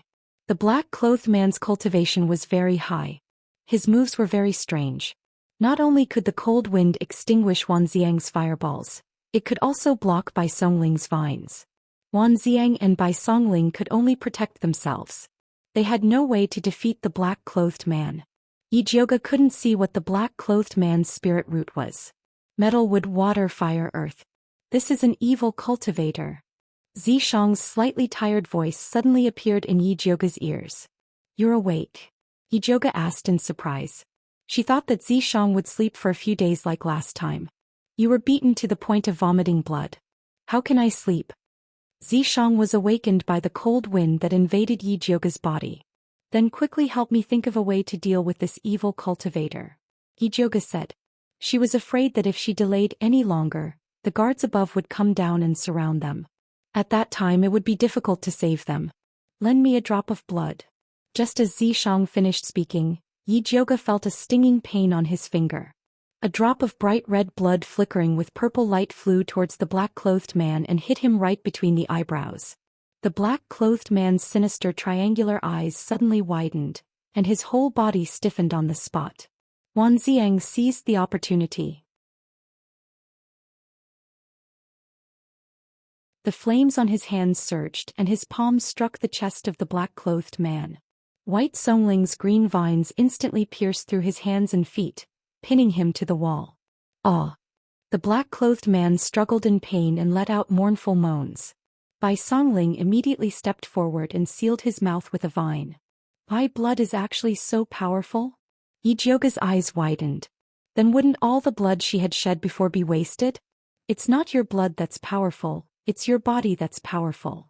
Xianxia had expended a lot of his demonic energy in order to stimulate the power within Yi Jiuge's blood. If she were to fight him herself, even a basin of blood would be useless. No need to explain, it's my blood that's powerful. Seems like in the future I will have to collect my own blood just in case. This ghost cultivator cultivates death, qi and resentment. As long as it's a masculine object it will be able to deal with him. I just couldn't find a suitable object so I borrowed your blood. In order to prevent Yi Jiuge, this money grubber, from selling her blood as a treasure, Xianxia had no choice but to tell the truth. Which snake eye of yours saw that this lady is masculine? Even if her chest is small, she is still a genuine woman, okay? I know that you are not convinced. It's fine, in the future you will soften after I rub a bit more. Xianxia smiled. Soften your ass. Yi Jiuge didn't have time to bicker with Xianxia.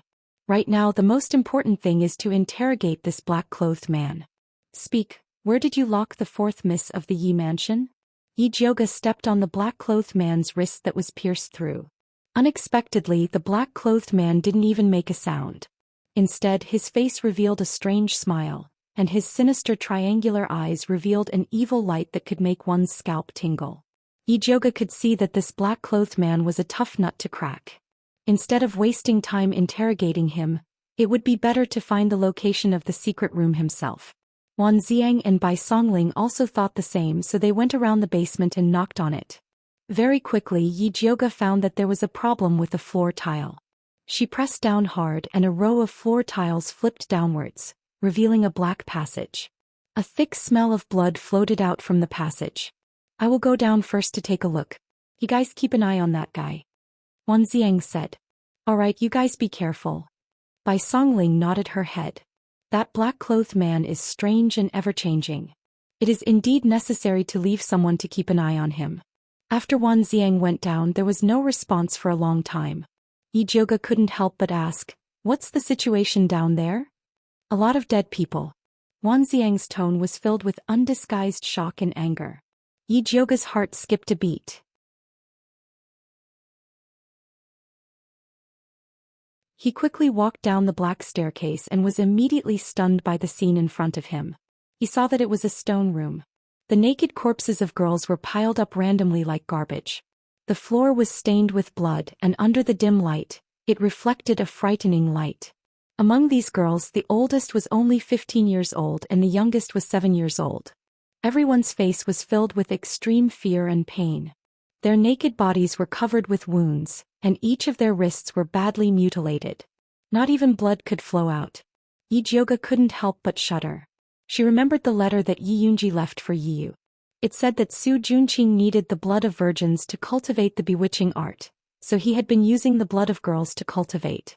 He also established the Drunken Cloud Pavilion to buy and sell these girls. Su Junqing. Wan Xiang said each word with a pause as if he wanted to crush these 3 words into pieces. The expression on his face was incomparably terrifying. Yi Jiuge calmed herself down and quickly looked through the bodies of the girls. She didn't find Yi Rui's. According to Yi Yunji, Su Junqing would usually leave the girls with the best aptitude for later. Sometimes he would even raise them for other purposes. He shouldn't have acted so quickly. There is another secret room here. It is behind the 3rd oil lamp on the left. Xianxia took the initiative to say. Yi Jiuge hurriedly walked to the wall on the left. Then she grabbed the 3rd oil lamp and forcefully pulled it down. The wall opened to both sides, revealing a narrow secret room. There was a stone bed in the secret room and on the bed lay a beautiful girl. Her skin was white and tender and her facial features were exquisite. She was dressed in a vermilion satin dress embroidered with 100 butterflies. She wore a pair of silk shoes embroidered with pearls, a gold necklace around her neck and 2 gold bracelets on her arms. Her makeup was neat and tidy, and she looked like a gift that had been meticulously decorated. You're tuning in to the Zhou Xian's Legacy YouTube channel. Don't forget to subscribe and join us on this journey to catch the most captivating stories.